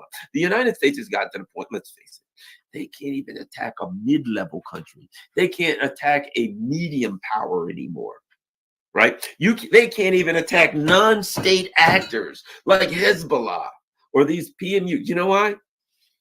If they put boots on the ground, they're going to get killed. If they start attacking Hezbollah, there's going to be missiles fired at their ships, and some of them are going to find home, as they say. Some of them are going to get home. So instead, they bomb the Houthis and Ansar Allah, the messengers of God, right? And Ansar Allah is just shaking them off like you drop some bombs in the middle of a freaking, a sandy field. Big deal, number one. And sadly, needless to say, if you're Blinken and crew, you got to bomb some civilian areas because, hey, at least you can say 5 people were killed. And then even though the 5 people were like 5 years of age, you can say we killed 5 Yemen militants or something like that. We killed 5 Yemeni militants. And so we're getting great work done to protect the Red Sea. Is it working? Of course not. Get out of here. No, it isn't. But I mean, come on. We dropped some bombs and we can say we did something. How pathetic is that? That's where they are. That's what they're going to do. And that's where we are.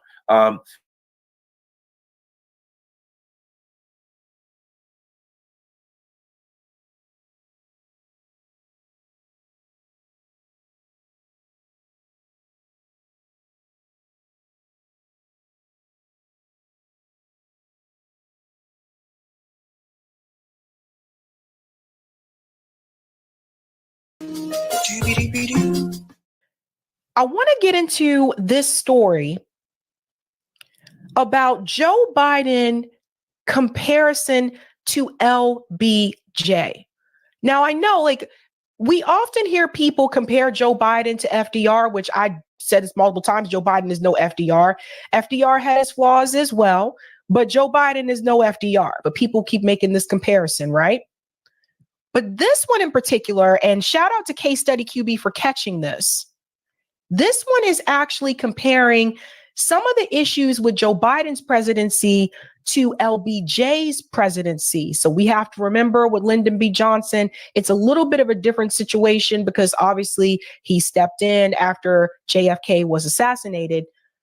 Joe Biden, however, was elected by the people, right? But there are some similarities. I want to go ahead and get into this clip here from Case Study QB. Thank you so much, Case. Discussing the parallels between LBJ and Joe Biden. This includes the war in Vietnam and the war with Israel and Gaza. Let's dive in. There are many parallels in the political careers and administrations of our 36th president, Lyndon Baines Johnson, and our 46th, Joe Biden. Both were elected to serve in Washington at a young age and rose to become influential senators, with Johnson becoming majority leader and Biden chairing important committees, Senate Judiciary and Foreign Relations. Both served as vice presidents to young, charismatic former political rivals from a new generation in politics, John F. Kennedy and Barack Obama. Obviously, their paths to the presidency were very different, but once in office, as we so frequently say, history rhymed. Both pursued ambitious domestic agendas, completing the civil rights agenda started under JFK and launching the Great Society social agenda in Johnson's first 2 years, and big economic items like the infrastructure law for President Biden. Now, as we enter President Biden's re-election year, the parallels to Lyndon Johnson's 1968 start to pop up again.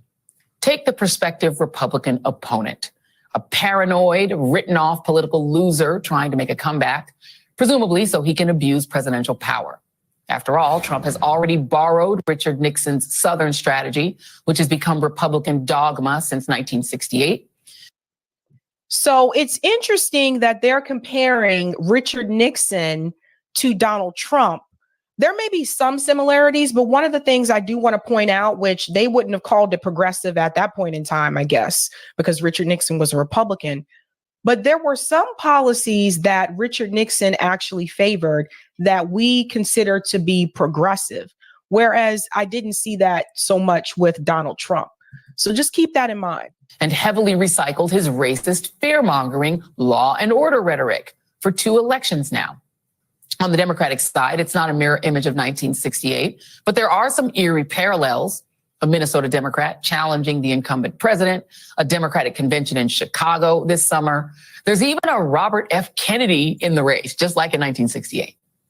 But none of that touches the most glaring parallel, an overseas war, albeit with some major differences. For Lyndon Johnson, 1968 meant Vietnam.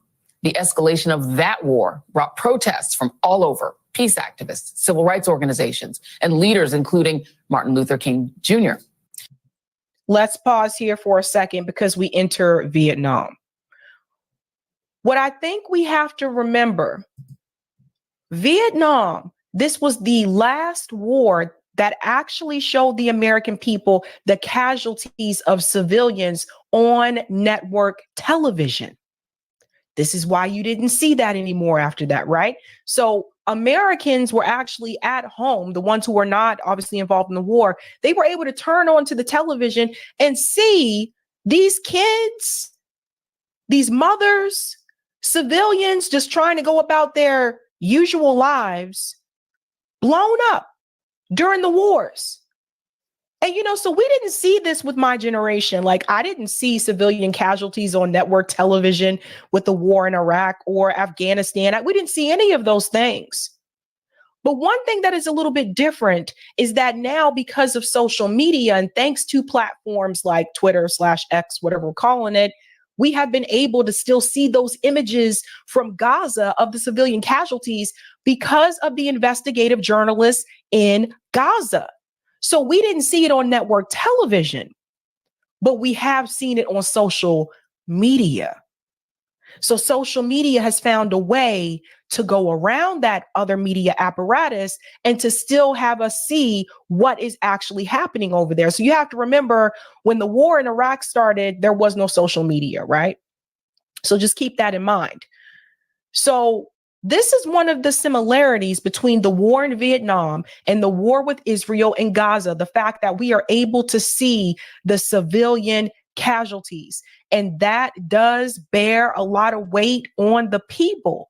This is one of the reasons why I've said before why the protests against the war in Gaza have been so huge internationally all across the world, because if we had not been able to see the video footage, I don't think that those protests would have been as large as they are. And they're still continuing.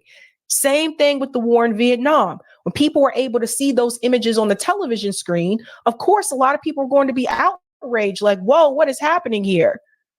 I thought they were doing combat to combat. They're out there killing children, and I'm seeing it on the screen.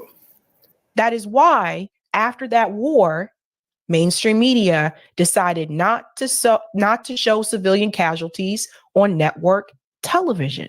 So keep that in mind. War in Vietnam also had large protests.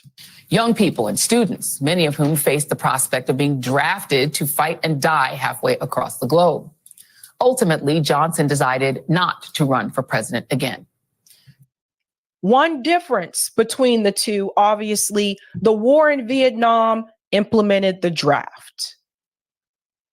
And I haven't really seen that in play during my lifetime. But now you have an added layer to this, right? Because you have Americans being forced to fight for their country against their will. Some people volunteered, a lot of people didn't. So the draft added an extra layer of resentment in reference to that war in particular. For Joe Biden, who is seeking a second term, it's American support and financial backing of Israel's ongoing war against Hamas, in which more than 24,000 people have been killed in Gaza since the war began, including more than 10,000 children. There are no American forces on the ground in this war and no draft, but it is backed by billions of American taxpayer dollars and perpetrated with the help of American 2,000-pound bombs. And let's also remember, when we talk about the protest, heavy protest on college campuses for both conflicts, Gaza and Vietnam, right? So the way that we see pundits and a lot of the Zionists coming after the protests at the student camp, at the college campuses, just remember, when we look back at the war in Vietnam, there were a lot of protests at college campuses back then as well. So just be mindful of that. This is why it's important to go back and revisit history. And it's causing a new generation of young people to turn against a Democratic president over a war they object to, with some even weighing sitting out this election rather than choosing between Donald Trump and Joe Biden. Back with me is Jelani Cobb. And, you know, Jelani, I want to read to you something that Nida Khan, who's a guest on the show in the past, has said on Medium. And she says it's called 100 Days of Hell in Gaza. And she points out all of us live in a far more interconnected world as compared to the past. Young people, especially so, virtually everyone has access to reports, videos, images, et cetera, from the ground in an instant, thanks to the advent of social media and the online sphere. In short, Palestinians have been humanized, their voices heard, their plight visible for all who want to see, despite the extreme control of information in traditional outlets. We don't need a Walter Cronkite to tell us what this war is. People can see it. That is a huge difference from that era. It's a huge difference. And, you know, I think there are a couple of, obviously, there's a very big difference between the Robert Kennedy that was in the It's a whole different kind of Kennedy. very different one, too. I also think one other key difference is that, you know, we lose sight of the fact that people actually thought of Richard Nixon as comparatively moderate. Because remember in 1968, when he gets the nomination, the previous person was Barry Goldwater. Right.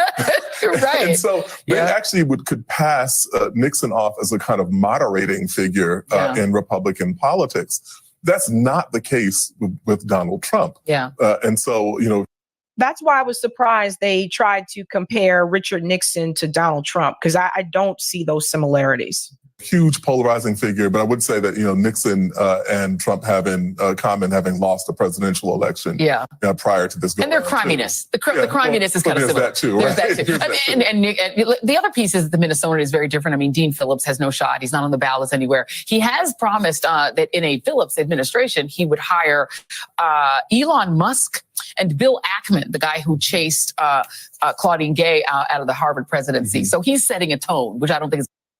Let me tell you something really quick about Dean Phillips as well. Dean Phillips is now being backed by Andrew Yang. Not just Bill Ackman, who's a billionaire. Bill Ackman also donated money to his campaign, but Bill Ackman also donated money to RFK too. So he all over the place, okay? He's all over the place. But Andrew Yang has publicly come out in support of Dean Phillips. It's really odd, this one. This is the same guy who called Crystal and Kyle anti-Semitic, by the way. This guy right here. He's supposed to be the alternative to Joe Biden. Going to help with Democrats. Yeah, I don't think that's going to win any votes necessarily. No, not at all. I mean, but for Biden, though, to talk about sort of where he stands, I mean, he has this war. He's got a passionate, affiliation and love for Israel, and he's going to stick with it. He's not going to change his policy, but he does have this problem. I mean, he's going to Michigan soon. It's not clear Arab American leaders are going to meet with him when he gets there. He's going to meet with them. Some are being like, I don't even want to. How do you think he is navigating this? And do you think he is navigating it, or do you think he's sort of putting it aside? Yeah. And breaking news, since we're bringing in Michigan, I can talk more about this on Sunday, but I don't know if you guys have seen the polls, but Jill Stein is now polling 6% in Michigan. So there's that. Oh, and then Ron DeSantis just dropped out the race too. So it's just going to be Trump versus Nikki Haley in the Republican. Now, this could help Trump just smash it all the way.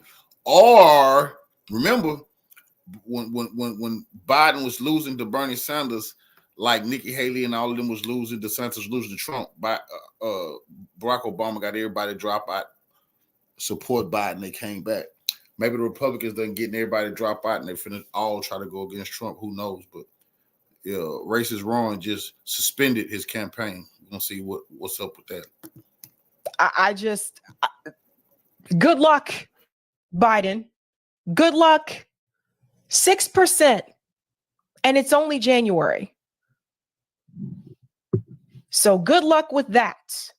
I mean, it's a very difficult position, and it's one of the things that people have noted about, one reason why the Democratic Party hasn't polarized in the same way that the Republican Party is because of the diversity of interests in it. The fact that you have, in Michigan, lots of Democrats who are Arab American, and you have lots of Jewish Americans who vote Democratic. And so, it is the complexity of the high wire act that he has to do. That's the nature of the Democratic Party. Now, if we also wanted to carry that 1968 analogy forward, Humphrey inherited, the fact that LBJ stepped aside didn't mean that those problems went away. Right. And even LBJ had his own misgivings about Humphrey, about whether or not he would withdraw from Vietnam. Right. And so, he essentially inherited the problems that were at LBJ's doorstep. So you see what he's trying to do here?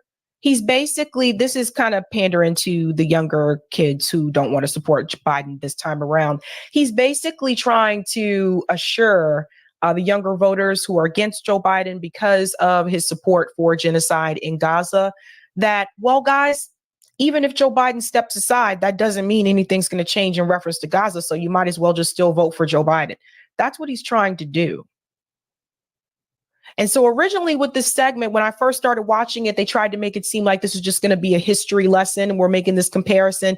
But at the end, you see the ultimate goal is to convince those voters, those young people out there protesting, that you should still support Joe Biden anyway, because there's no guarantee something's going to change if he were to step aside in reference to Gaza at all. But that's not the point. The point is, we should not, especially for those who say they're progressive. I see this as a humanitarian issue. I see this as a human rights issue. So I personally would not be supporting any candidate that is supporting this war. That's just me. I can't speak for everybody else. But it's like all of a sudden, put your morals aside. Because let's be clear, folks. If it were the other way around, if Donald Trump was president right now, and he was the one who was actually sending the weapons to Israel to commit the genocide, this man sitting right here and Joy Reid would be saying something different. They would be calling on those voters to vote against him. They would say voting for Donald Trump would be voting for genocide. Let's think about this. Let's go back to the Muslim ban and let's remember how they reacted then. But because it's happening under the Democratic Party and this particular network is supposed to be supportive of the Democratic Party, they are going to make up as many excuses as they can for Joe Biden. They are going to continue to fearmonger the American people and tell you to vote for him anyway. But like I said, and I stand by this, even when you look at the policing issues, George Floyd happened under Donald Trump's presidency. A lot of people came out into the streets, historic numbers in reference to protests. But the moment that Donald Trump lost, most of the protesters went back home. And that was when it hit me. I said, we messed up here somewhere. Because somewhere along the way, during all these protests, somehow, most of the protesters seemed to believe that police brutality was only an issue under Donald Trump. And that it only happened because of the Republican presidency. A lot of those people not even realizing this has been going on for decades. The number of people that you met at George Floyd protests that told you they had never even seen anything like that before. Some of us know differently. So when all those protesters went home, I said, something went wrong here. Because they believe that because the president that is coming in is going to be a Democrat and Trump is gone, that the issue of police brutality is no longer going to be a problem.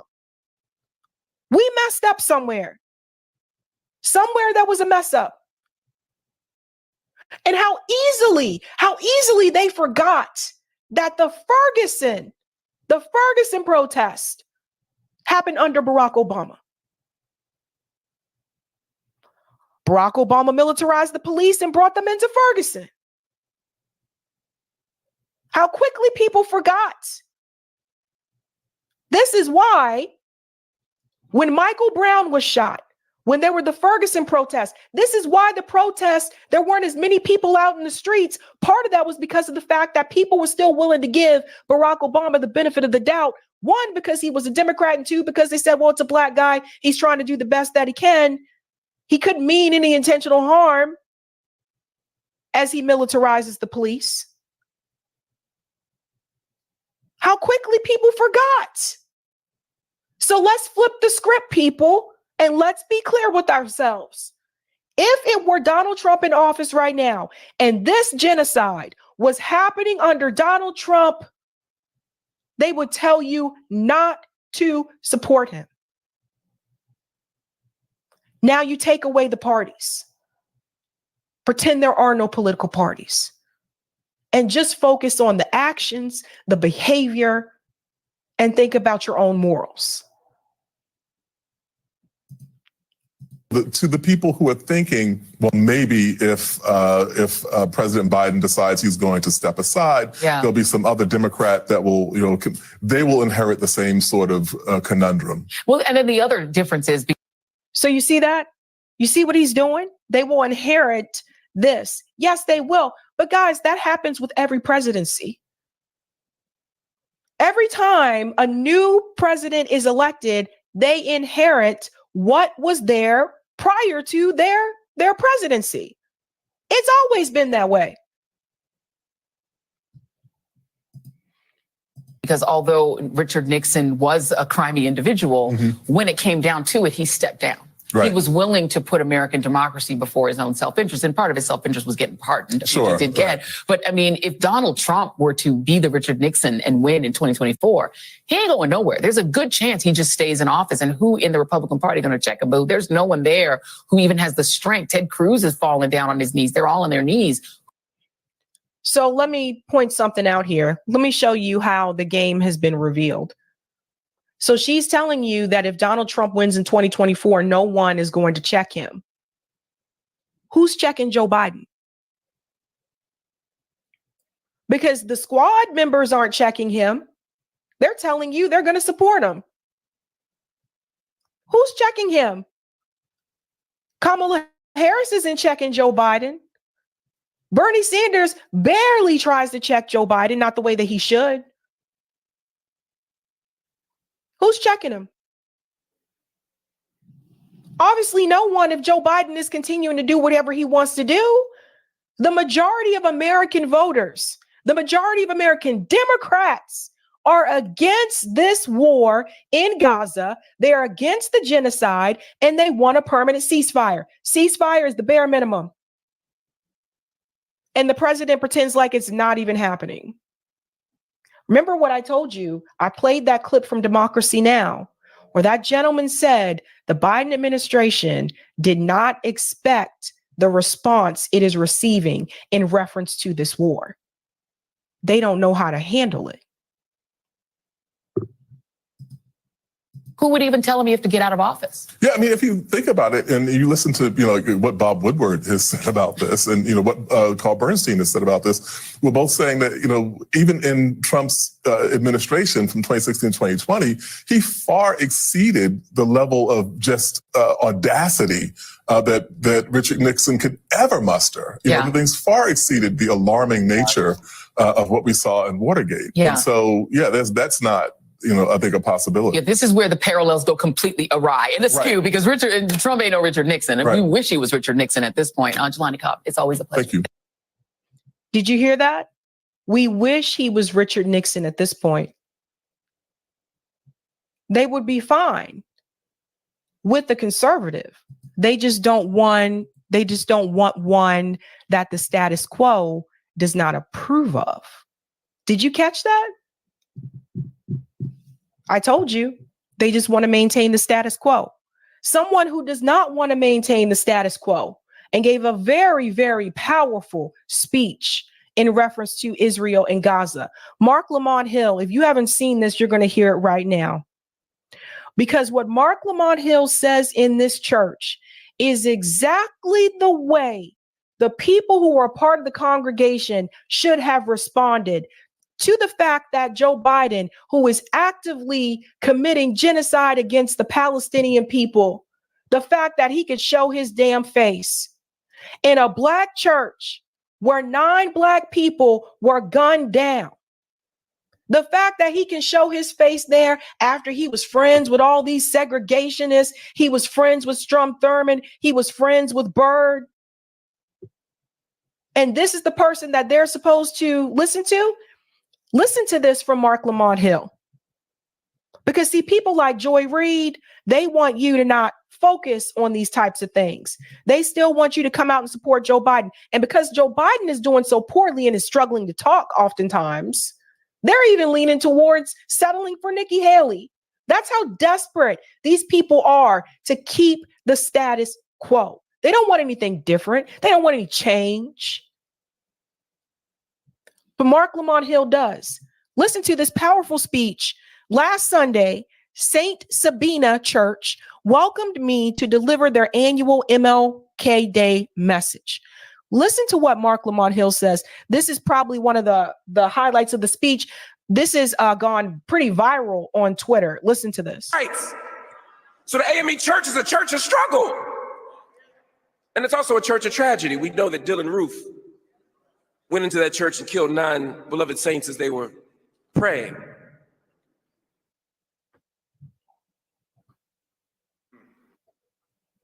So I was a bit struck last week when I saw that they opened the pulpit up to Genocide Joe. Y'all can get mad, I don't care. And people, as he began to give his campaign speech, some protesters stood up and said, "Stop the blood in Palestine." They said, if you're outraged by the blood of Selma and you're outraged by the blood that was spilled in this very church, then how about calling for a ceasefire in Palestine, since you've given them the weapons, you giving them the support, you giving them the money? Joe, why don't you do something about it? They marched and stood up and got kicked out of the church, and people said, we're outraged. You know, I was outraged too. How dare you use this sacred space? How dare you use this beloved pulpit? How dare you use this sacred tradition? How dare you use the words of Jesus, who overturned the tables in the temple, who was committed to overturning a Roman government, who was committed to speaking out against injustice? How dare you use this space as a shield for imperial war? How dare you use this space as a shield for violence? How dare you use this space as a shield for genocide? Now, I don't know if Mark Lamont Hill has any preaching experience in his background, but he really lit this on fire. They literally let a segregationist, crime bill, genocide Joe walk down the aisle of the church, stand up in the pulpit, and start to beg for votes. Come out and support me. Genocide Joe. And you literally had people in the audience chanting 4 more years. And what kills me is when you saw Black people doing it. Now, Marcel Dixon was just here a minute ago. He said some of those people were brought in. You really got people in my own damn community willing to sell out for this racist, segregationist, genocidal maniac.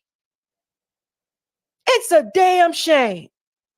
It's a damn shame when you sit up there and you see people who have been oppressed support and cheer on an oppressor. What have we come to in this country? What have we come to? What the fuck is wrong with people? And not just the Black church, but the Black community in general. Malcolm X warned you about this. Malcolm X told you if you are not careful, the newspapers will have you hating the people who are being oppressed and supporting the people who are the oppressor. And that is exactly what has been happening. All because Trump bad, orange man derangement syndrome. So it kills me, it bothers me to see my own people, you up there cheering for this man who sat up there and he wrote all these damn bills to take Black men out the home, giving them harsher penalties. The crime bills. There were multiple crime bills, not just one. You sit up there and you cheer on this man. He apologizes to Anita Hill when he decides to run for president in 2020. But all those damn years went by and you ain't say nothing to Anita. They cheer for this man who refused to let her witnesses testify to protect Clarence Thomas. And the Black community, just nothing, no pushback, no get out of here, Joe. They show up and want to take selfies. It's clown behavior. It really is. And like I said, it's gotten to the point where we're settled for anything and accept anything. I know Joe Biden hasn't done anything for the Black community. I know he made promises and sold us out, but I got a selfie with him.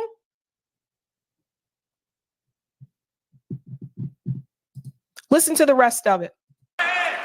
The moral atrocity that took place wasn't some disruptive protesters. It was the fact that you allowed the leader of the most violent and bloody empire in modern history to stand in this place and represent a tradition that he ain't got nothing to do with.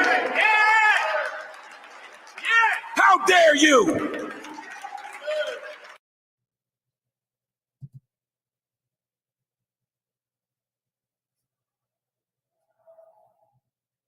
The biggest mistake was inviting Joe to the cookout.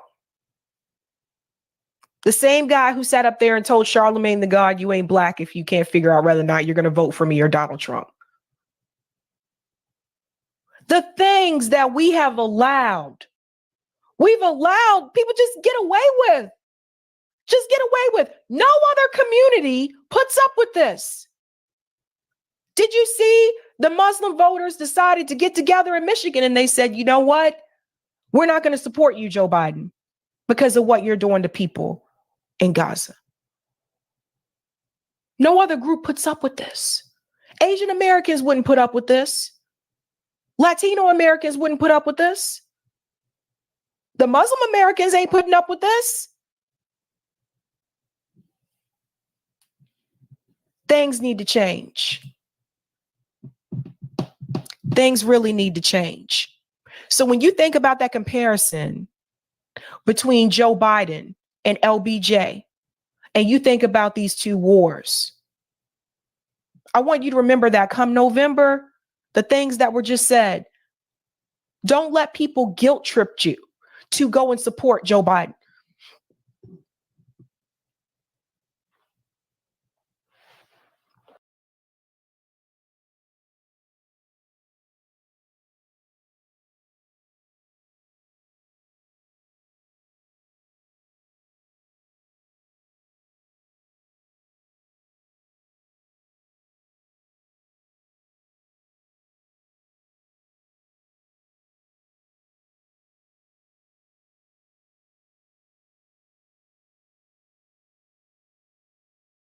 A federal resource response, that you have a local government, the city of Chicago, subsidizing the infrastructure of a crisis that's being caused by a governor in another state. I'm frustrated as well. There over 600 buses have arrived in the city of Chicago since I've been mayor. We didn't call for those buses. And the governor of Texas sending buses to the city of Chicago to create chaos in this country. And so our effort here in the city of Chicago, of course, is to continue to call on Congress to do its part, to do its job, because we need real immigration reform policy to actually take full effect. We have not had immigration reform policy in 30 years. The last time something of substance happened, I was in high school. And the time before that, our beloved Bears were Super Bowl champions. Congress has to act because it's causing the type of disruption and chaos that the governor of Texas wants to create. Because keep in mind, he's only sending those buses to democratically ran cities. It's an intentional attack against the country. He's sending the buses to the cities that said they were sanctuary cities, brother. Y'all played those games for Jim Crow Joe. Now you whining about it.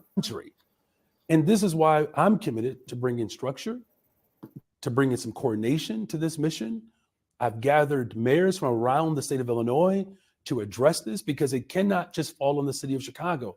Congress has to do its job, provide the resources and funding that's needed to bring a coordinated structure to this mission. All right, guys, so we got to talk about a bombshell rumor that is flying under the radar about woke Chicago Mayor Brandon Johnson, who apparently is so stressed out about the illegal immigration crisis that has come to Chicago thanks to Biden's open border policies and Texas Governor Greg Abbott deciding to rightly and smartly send the illegal immigrants to sanctuary cities that claim that they want the illegal immigrants, right? So he's essentially moved the border to Chicago.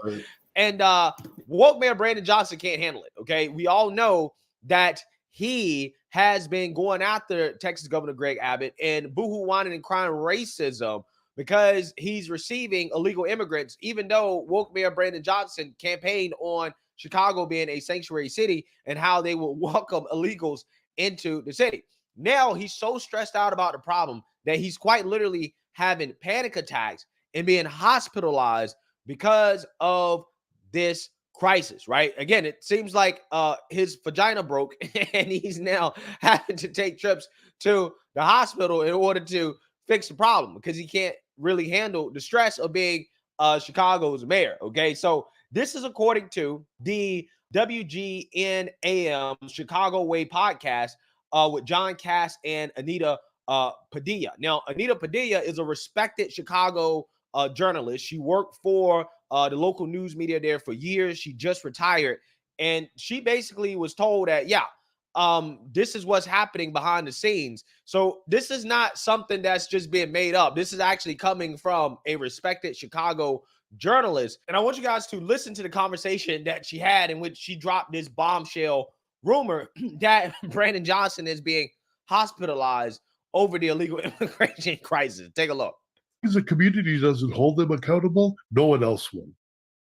Yeah, Absolutely. And we certainly have seen, the drumming of that with the migrant influx, and we don't need to dive into that at this point because it's, as we sit here and tape this, it's getting cold and snowy in Chicago, and Brandon Johnson has got his hands full to deal with that.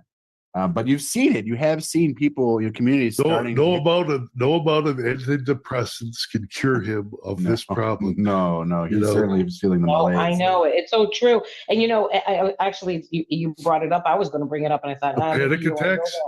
The mayor's panic attacks. Oh, can we talk about that? Yeah. Can we talk about that? Because two sources told me that he has been in the hospital for these panic attacks, and he is stressed out.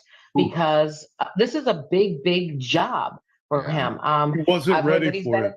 He's not ready for it. He is not ready for it. He's not a leader. I'm sorry. He's just not a leader. He's not. And, a leader, brings people up and supports them. And the Chicago police are still waiting to see where that comes from. But yeah, he put in a good superintendent, but I still think that he needs to prove himself to the police. Where does he stand on that? But this immigration issue, boy, this is not helping him at all, this situation. And, when you call yourself a sanctuary city, you call yourself a sanctuary state, guess what's going to happen? Don't blame Texas, because Texas, if you look at what they're dealing with, they have a massive influx. You see, we don't even show the videos on television. The amount of people that are just standing around, and now they're desperate, because what happens when people don't have money or they don't have food?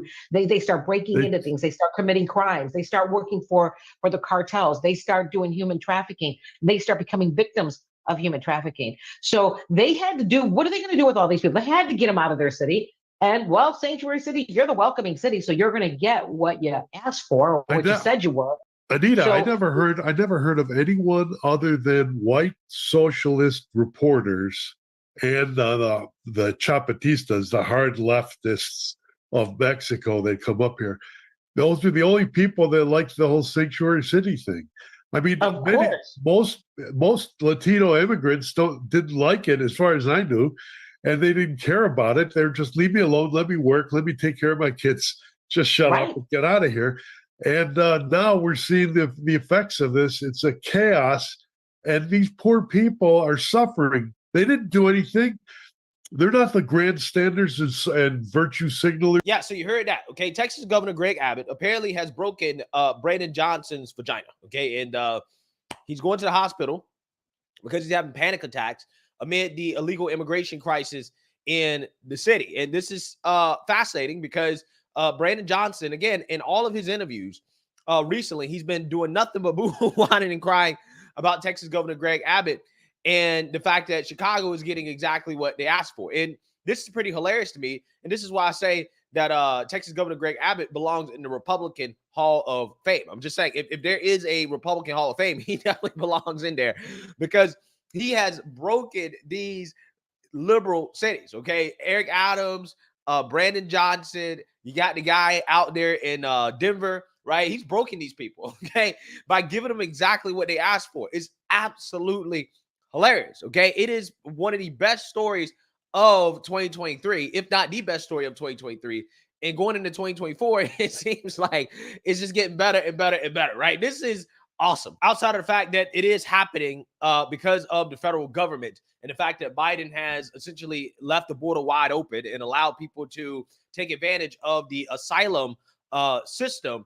So, I mean, that part is not awesome, right? That's terrible. That's bad. But if it's going to happen, right, if the border's going to be open, then this is probably the next best thing to happen if we're going to allow the borders to be open like this, which is for people like Brandon Johnson to self-destruct. Because ultimately, this is what he asked for. He needs to be begging the Biden administration to close the border and to have tougher border policies. In fact, he actually should be begging them to pass the Republican Secure the Border Act. Okay, that's what he actually should be doing if he wants to stop the problem. Okay, but he's not doing that. Instead, he's continuing to boohoo, whine, and cry about Greg Abbott anytime he gets asked about this crisis. So without further ado, I want to react to this recent interview from Brandon Johnson, in which he is asked about how he's going to fund taking care of illegals in Chicago, and it is a train wreck as per the usual. So let's get into it. Well, sitting down one-on-one tonight with Chicago's Mayor Brandon Johnson. Our Sabrina Franza pressing for answers on the city's migrant crisis. Sabrina joins us live now from the newsroom. And Sabrina, nothing was off the table during this interview.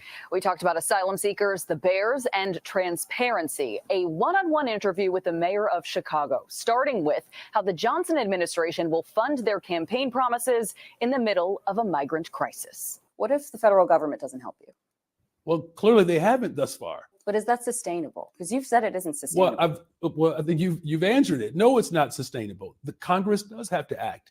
And if they do not act, this is going to continue to cause the type of chaos that the governor of Texas wants to do.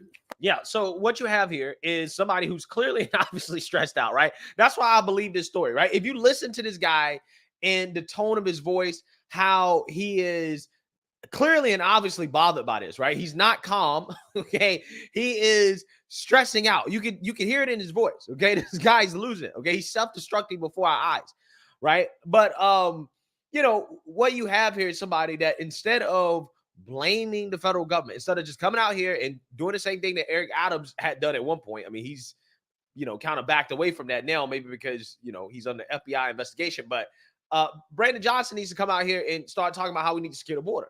Right? He needs to say, look, we need to secure the border. We need tougher policies in regards to taking advantage of the asylum system. And we need to have mass deportation. Okay, this is what we need. We need to secure the border physically, like literally probably send the military to the border. Okay, finish the wall. We need to change policies that allow the illegals to take advantage of the asylum seeking system that we have. And we need mass deportations to ship out some of the illegals that have come here by taking advantage of the system in the first place. But this is not what Brandon Johnson's saying. He's saying the exact opposite. He's actually begging for more money, right? He wants to make the problem worse.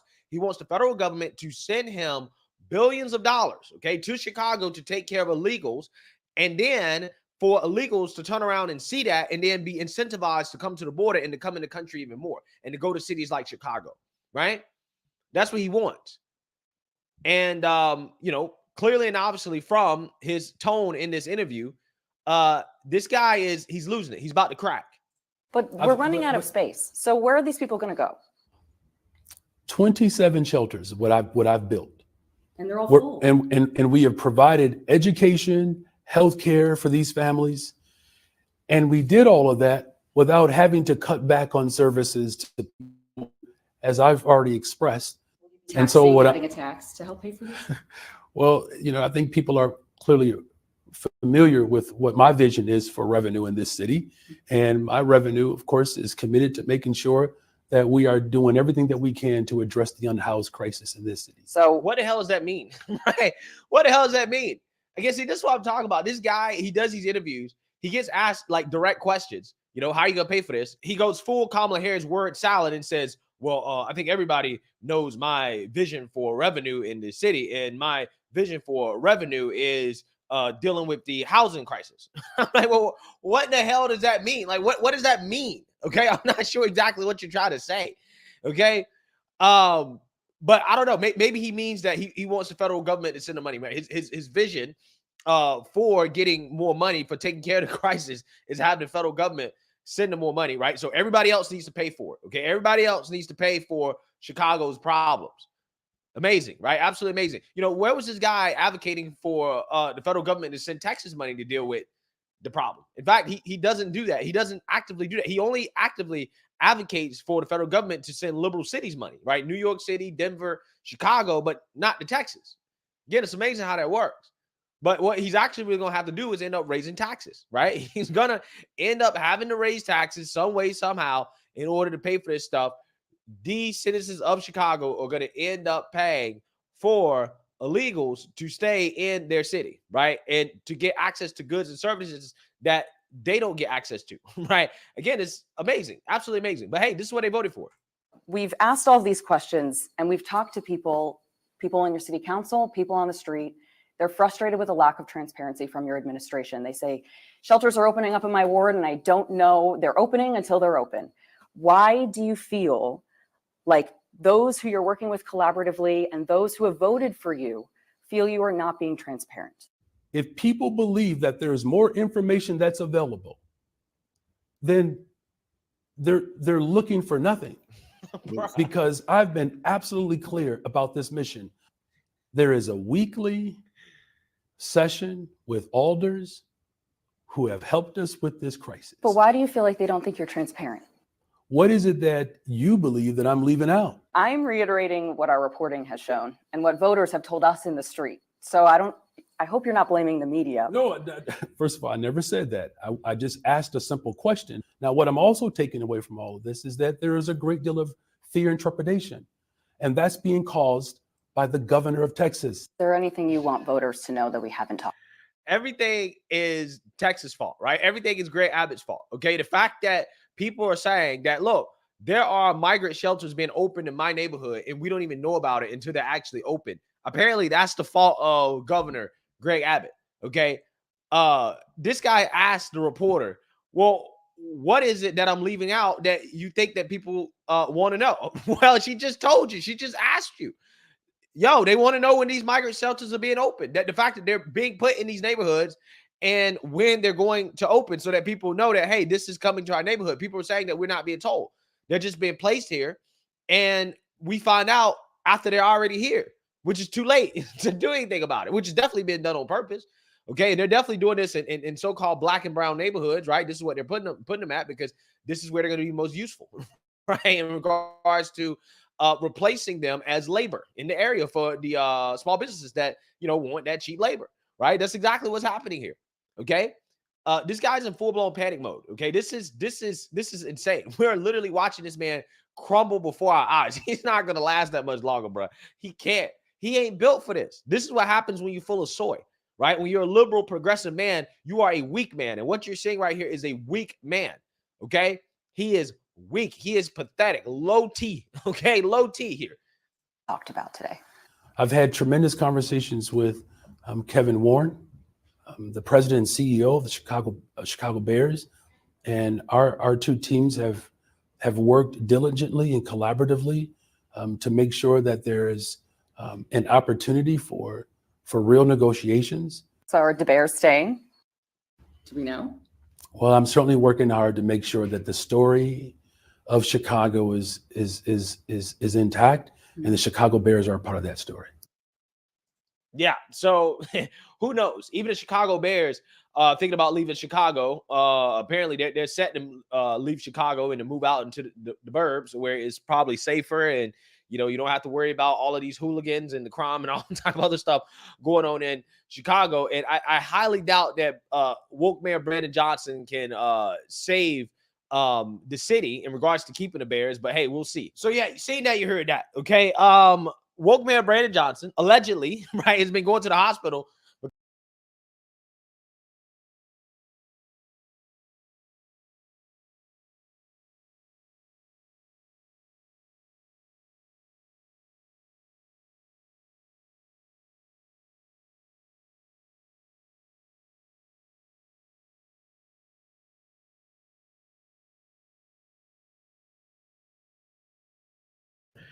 Well, tonight on the podcast, ladies and gentlemen, you remember the decision from the Supreme Court where you had them strike down affirmative action in college admissions. That was led by Edward Bloom. And also you had this lady that we never heard of before named Yatin Chu. She's a Chinese immigrant. And she was celebrating, this decision. Well, Yatin is back in the news again. And she is out here trying to take away another program, a STEM program this time, that benefits the economically disadvantaged. Also, it benefits Black folks, Hispanics, American Indians, Alaskan Natives, Pacific Islanders, people like that. But we're going to get all into that, what's going on with this woman. And you're going to see once again, just like the Supreme Court decision benefits white legacy students and didn't really benefit Asians like that, you're going to see this is another one right here that they're trying to pull in New York State. So up front, let's talk about the demographics in New York City schools. As you see in the 2022-2023, there are, a little over 1 million students in the NYC school system, the largest school district in the United States. 14.1% of students were English language learners, 20% with disabilities, 72% economically disadvantaged. So just about the majority of their school district is economically disadvantaged. Remember that. Now, the race is 41.1% Hispanic, 23.7% Black, 16.5% Asian, 14.7% white. Okay? So we just want to get through the demographics. They talked about this program up front, right? Now, let me show you just some information before we go through this. Now, this is from the 2021-2022 STEP program. There are 56 programs in New York State. Only 12,209 students were enrolled. They broke it down by grade level, as you can see. More females actually get it than males. And then you see Latinos, Black folk, you see American Indian and Native Alaskan, Pacific Islander, Native Hawaiian. You see, now remember, this goes by economics, the economically disadvantaged. Remember that. Now let's go to the actual website here. This is the website. And then now let's go with the eligibility requirements. As you can see, they had to be 7 through 12, economically disadvantaged or African-American, Hispanic, Latino. As we read earlier, they tell you, all that is breaking that down, right? Okay, now let's get to what the meat of it is. So Asian American parent groups are suing the New York State Education Department over an extracurricular STEM program for low-income and historically underrepresented students that they say unfairly excludes Asian and white students. Well, it does not exclude them. If they meet the eligibility requirements when it comes to income, they can get in. As the advocates for equity in education warned that the ruling in the plaintiff's favor could further erode efforts to ensure racial integration in schools and workplaces. The federal lawsuit filed on Wednesday takes aim at the state-funded Science and Technology Program, or STEP, which was enacted since 1985. And offers thousands of eligible 7th through 12th graders extra lab research opportunities, tutoring, and college admissions help. That's what it do. Extra lab research opportunities, tutoring, and college admissions help. Remember, we covered about the Asians before with college. They're paying these top college trainers and recruiters to get them in these universities. These students need help with college admissions, tutoring. The Asians are paying for the best tutors, but they want to get into this program when these other kids can't pay for anything. Remember, in New York City schools, 72% are economically disadvantaged. So now basically you want to take away from poor kids. They say, of course, we read participants must be Black, Hispanic, or Latino, Native American, or have a family income below the program's threshold, which is currently set at $33,874 for a family with 2 children. If they have 1 child, it's $25,000, right? Now, say in other words, this is what they say: Hispanic child of a multimillionaire is eligible to apply to STEP, the complaint states, while an Asian American child whose family earned just above the state's low income threshold is not solely because of their race or ethnicity. Let me continue because I'm really going in on this. The plaintiffs claim that U.S. Supreme Court's ruling last year that struck down affirmative action in college admissions bolstered the case. One of the plaintiffs, the Chinese American Citizens Alliance of Greater New York, filed an amicus brief in that case on behalf of Students of Fair Admissions against Harvard and the University of North Carolina. In a statement, Wawa Chin, it's a charter president, let's say, of this particular group said the Supreme Court has been very clear. The first sentence of the lawsuit cites last year's ruling. Eliminating racial discrimination means eliminating all of it. Let's say the state education department declined to comment on the lawsuit. Now, say over 12,209 students across the state, they say, were enrolled in the STEP in 2021 and 2022. Now, they said the state. Remember, the whole state of New York, not just New York City, the whole state. Not many kids. They say the vast majority of them, over 10,000 students, were Black or Hispanic. And 84% of the program's graduates that year said they plan to attend college. They say the statute that created the program is enshrined in state law. It says eligible students are those who are either economically disadvantaged or minorities historically underrepresented in science, technology, and health-related professions. So if you're a white student and your parent makes the economic requirements for low income, you can get in. An Asian kid can get in if they use the economics, basically. But if you're not that, your parents make a little bit more than that. Let's say they make $40,000 a year, right? Not much. $50,000, not much. Your child can get in that program. But we'll see why they did this. Now, let's say the Board of Regents is charged with defining who qualifies for STEP under those terms. So the plaintiffs have opposed local diversity programs in education in the past. Now, the Chinese-run program filed a lawsuit in 2018 over the Discovery program in New York City specialized high schools, which aims to boost admissions for disadvantaged students. A judge ruled against the group in 2021. The Pacific Legal Foundation, a prominent conservative law firm, is the attorney in the current suit against the state education department, and said the firm previously represented the Chinese-led group in its 2018 case. An amicus brief it filed with the Supreme Court over college admissions. Another plaintiff in the case is member Yating Chu. It said her child, a seventh grader, identified as NC in court documents, wanted to apply for STEP at NYU for this summer, but didn't meet the racial or family income requirements. How much money you make a year, ma'am? That's curious.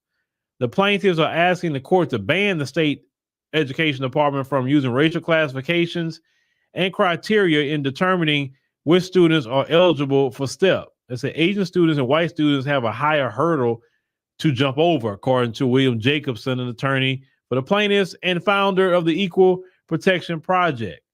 They say, and we think that's unlawful, that all students should have the same hurdle to jump over. Now, Anaya Berg, executive director of New York Appleseed, a group that advocates for racially integrated schools, said the case presented a bastardization of the 14th Amendment's Equal Protection Clause, which was enacted shortly after the Civil War and granted formerly enslaved people citizenship and extended them the liberties granted by the Bill of Rights.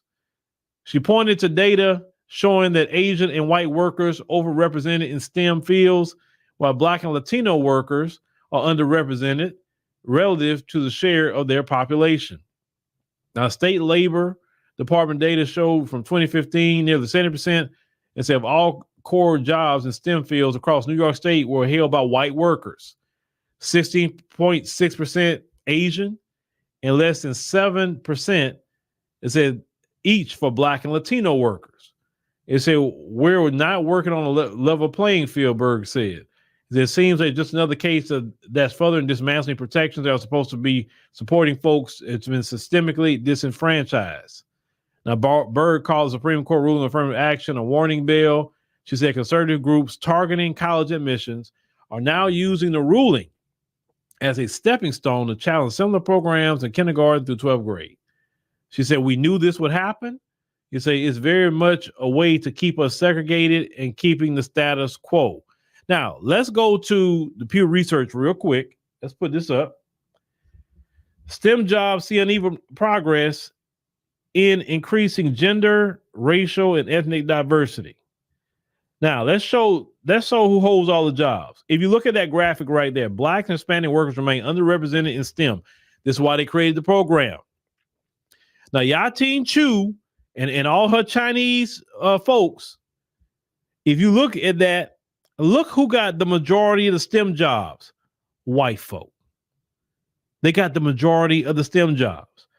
Health related. Now, black folk got a little bit, one over the Asian community here. Everything else, Asians 19 with life science. Black folks only got 6%. Math, they lead that. Physical science, they lead that. Computer, they lead that. Engineering, they lead that. So the majority, lead with more STEM jobs than all these other groups, Black, Hispanic. But they never say nothing about the white people. They got all the STEM jobs. They never said anything about the white legacy students with the college admissions. They was getting in more than Blacks and Hispanics were prior to that decision. And now they gutted that. And now they're not going to get in, and they worried about it. So now you're trying to use the same playbook again. Like when will y'all learn? But see, check this out. Yatin Chu. I guarantee you in your homeland of China, there's no diversity programs or equity programs or whatever you want to call them. It's none of that there. You talk about being so discriminated against, ma'am, you got money. Why aren't you in your homeland? I know they won't discriminate against you in your homeland. I promise you that. They're not prioritizing black folks over there. Not about 10 Africans, because some Africans go to China and go to school. They're not prioritizing Africans over there. Why are you fighting so much about here when on paper it doesn't make sense? It doesn't make sense. What you're trying to do, you're literally hurting Asians by doing this. Y'all have to understand. This is why a lot of Black Americans have turned against immigration and say, we ain't for that. They import hostile immigrants into this country to attack us. That's the play, because they know in the system of white supremacy that the Asian community is number 2. The white one, Asian 2. And we are seeing they're working together. They teamed up to attack black folk. Well, we have to say Hispanics too. In New York State, etc. That's why we are saying we cool this migrant crisis. Hey, where Trump at? Hey, the wall. What? That's why black folks are saying that now. Because some say, why black people talk? Black people sounding like some Republicans now. Black people, what's wrong with them? Yatin Chu is what's wrong with us right there. She's using her quote unquote minority position to assist white supremacy in harming even her own people in the end, because that will harm her people in the end. But one thing you other groups gonna learn the hard way, and I said that when I did the last video, the white supremacist is not a good partner, because they're always going to turn on you. They always will turn on you in the end. And when they turn on you, I'm gonna be the first one to laugh at you. I'm gonna be the first one to clown you. I'm gonna be that guy. And I'm definitely gonna be that guy and say, I told you so. Because once again, you're trying to hurt God's children just so you can get something. Let's call it what it is. Well, there's an argument. Well, the black millionaires and billionaires could send their kids to this program. Have you ever seen LeBron James' children in a public school trying to get through a program that's meant for the economically disadvantaged? What rich black person do you know even have their children in public school? They send them to private school, elite schools. If they're a Hispanic millionaire, they're not going to be having their children in that program. They will be having their children in the programs they're paying for, the elite programs. That is the dumbest argument ever. Seriously. This woman right here, and I'm talking about the Asian community, this woman right here is stirring up so much problems against y'all. This woman and her teaming up with the folks. I'm telling y'all, the wild this country is going, people are paying attention to who's doing what. They taking down names, they doing right, they looking at actions. So when you see certain hostilities that come your way at times, it's Yatin, it's her. See, this is a time that you need to be checking her and checking all those people that's doing that. Who's to say that these people are connected with the CCP, the Chinese Communist Party?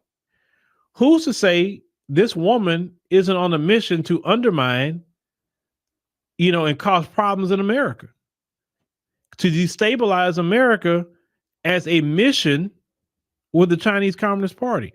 Who's to say she's not doing that? All these other Chinese groups, who's to say they're not doing it? China is a enemy with America. They're not friends like that. And yeah, y'all not looking at this as something suspicious a little bit? Like, what's the play on here? I'm just saying, it's something to think about. It's something to think about. Because they know that if they harm black people enough, black people will get upset. And that's what they want. They want America destabilized. They want America to have problems, on edge. And so this is why they say, okay, well, they are on orders from the CCP to stir up problems and trouble. Because it don't make sense, because on paper, the Supreme Court decision actually hurts Asians. It hurts Asians. Actually, prior to that, they was getting into college a lot more. This program, the Asians that make pretty good money, they ain't worried about that program because they got their kids already in elite tutoring, elite recruiters, taking all the AP courses they can take to get in these universities so they can get in STEM. None of this makes sense. But to me, I'm thinking that's what it is. Maybe these people are sent over here to cause calamity in America, because America already on the edge right now. It's something to think about, black folks. It's definitely something to think about, because you have actors from other countries who are sending their people over here, and it's just amazing how they starting to cause issues and problems. Look at all these migrants that's coming over here, how hostile they are now, how entitled they are. Now they're fighting. They're committing all kind of crimes. Now, I just saw a news report. They're up there literally taking each other's lives in these shelters now. They've imported God knows what here. To do what? Harm the American economy, harm the American people? I'm just saying, we need to think a little bit about where all these people coming from, these different places, speaking all these different languages, and they have no loyalty to America, but yet they get entitled over here and think that they can come in, take things that people fought and died for, and that should be just like that, even though at the expense of their own communities. None of that makes sense. But I don't know. You tell me, because this.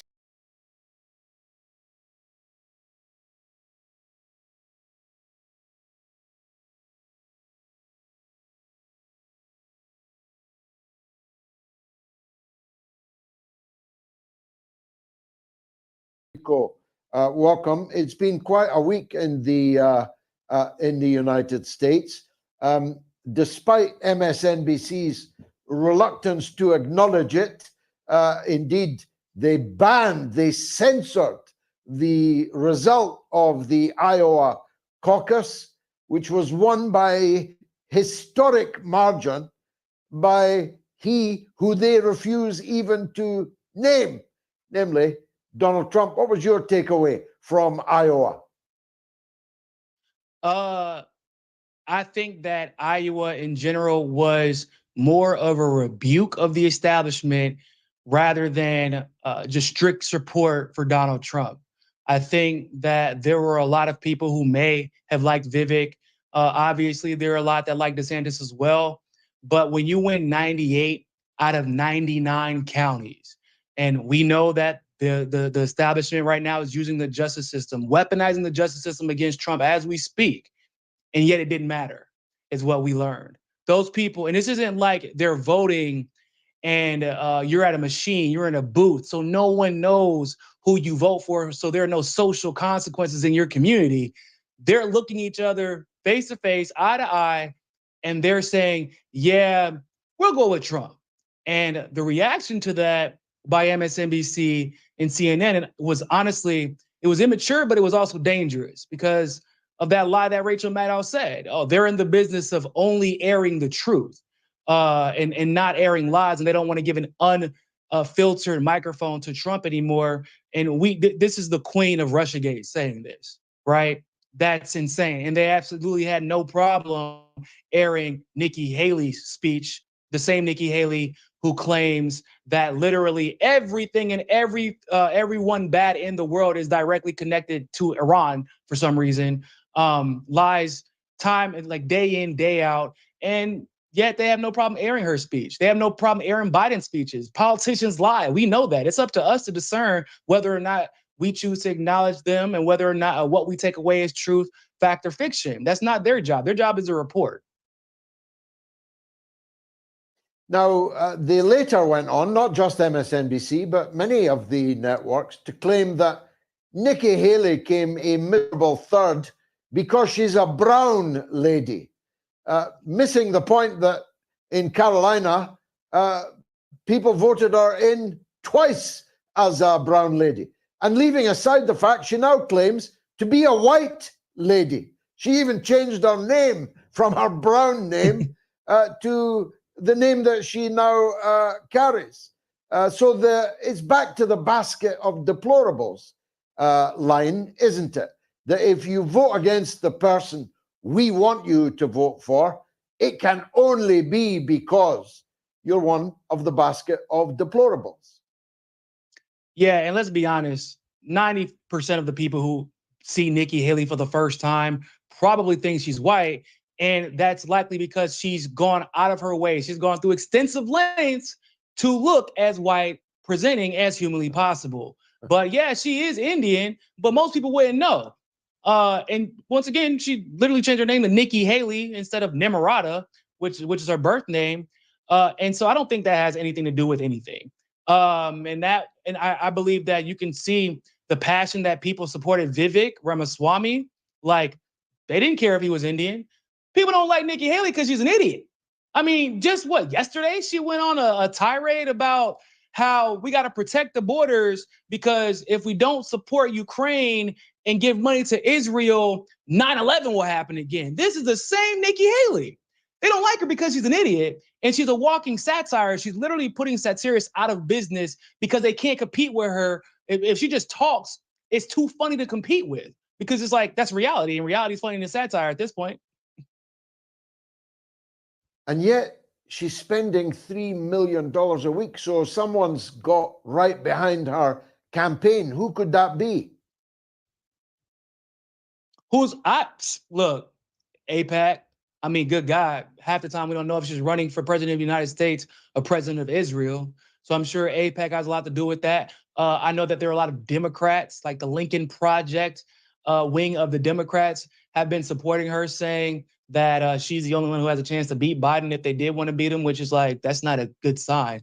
It's like, at least Biden has an excuse. He's old and demented. We don't know why Nikki Haley's an idiot. Seems like she was just born that way. Like she just woke up like that, like Beyonce. I don't know who's supporting her. I don't even know how she got to that caucus. But when you hear people clap for some of the stupid stuff she says, George, it makes you worried about the country because you think that we're waking up and then you find out that there were more than 3 people at a Nikki rally and you're like, damn, I thought we were almost there, but seems like we keep regressing.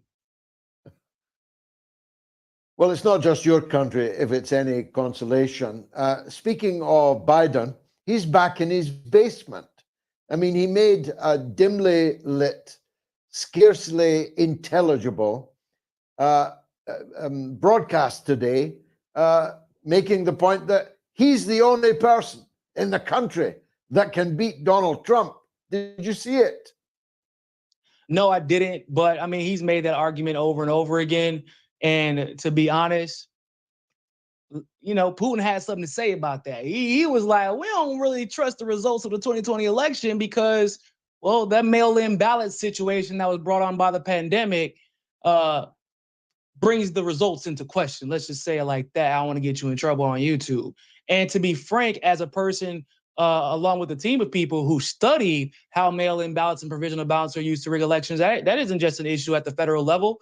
That's oftentimes used to rig elections at the state and local levels. We saw it happen with Tim Canova. It happened to Tiffany Caban in New York. She literally won a race, and then the results flipped once the mail-in ballots were counted. Like, that happens often. So I guess he has a chance to win the election because we don't really have an audit for our elections, do we, George? We don't know who won and who lost. So if he means he has the ability to win, technically, now that's totally different than actually beating him, because as we've seen as of late, like I've been saying, Donald Trump, if all things are even, if they could throw him in prison, he gonna run the country from a prison cell, because you can be a felon in the US and still be the president of the United States of America. And at the end of the day, the Democrats have to realize he is that popular. And instead of pretending like everyone who likes him is a right winger or an extremist, maybe you should try to understand why people like him so much. And you can make the same argument for why Bernie was popular or Tulsi was popular in her day. Like, maybe try to understand why they are turning to him. And like I said, if anything, it's just a rebuke of the establishment. They're tired of dealing with it. The mail-in ballots issue, again, is not just an American issue, I assure you. I have myself been the victim of miraculous productions of unexpected mail in the middle of the night. So that's something common, like our common language. It's always in the middle of the night, George. It's always in the middle of the night. It's always in the middle of the night, always. And sometimes the lights go out just before the magic happens. Now, on the subject of Trump, who he picks as his running mate is going to be significant and important. Now, DeSantis came second. Because Democrats can vote in the Republican primary in New Hampshire coming up, Haley, who is the pick of the Democrats, but not the Republicans, may very well do quite well in New Hampshire. It would be my nightmare, I must tell you, if getting on for 80-year-old Donald Trump picked Nikki Haley as his running mate. What do you think?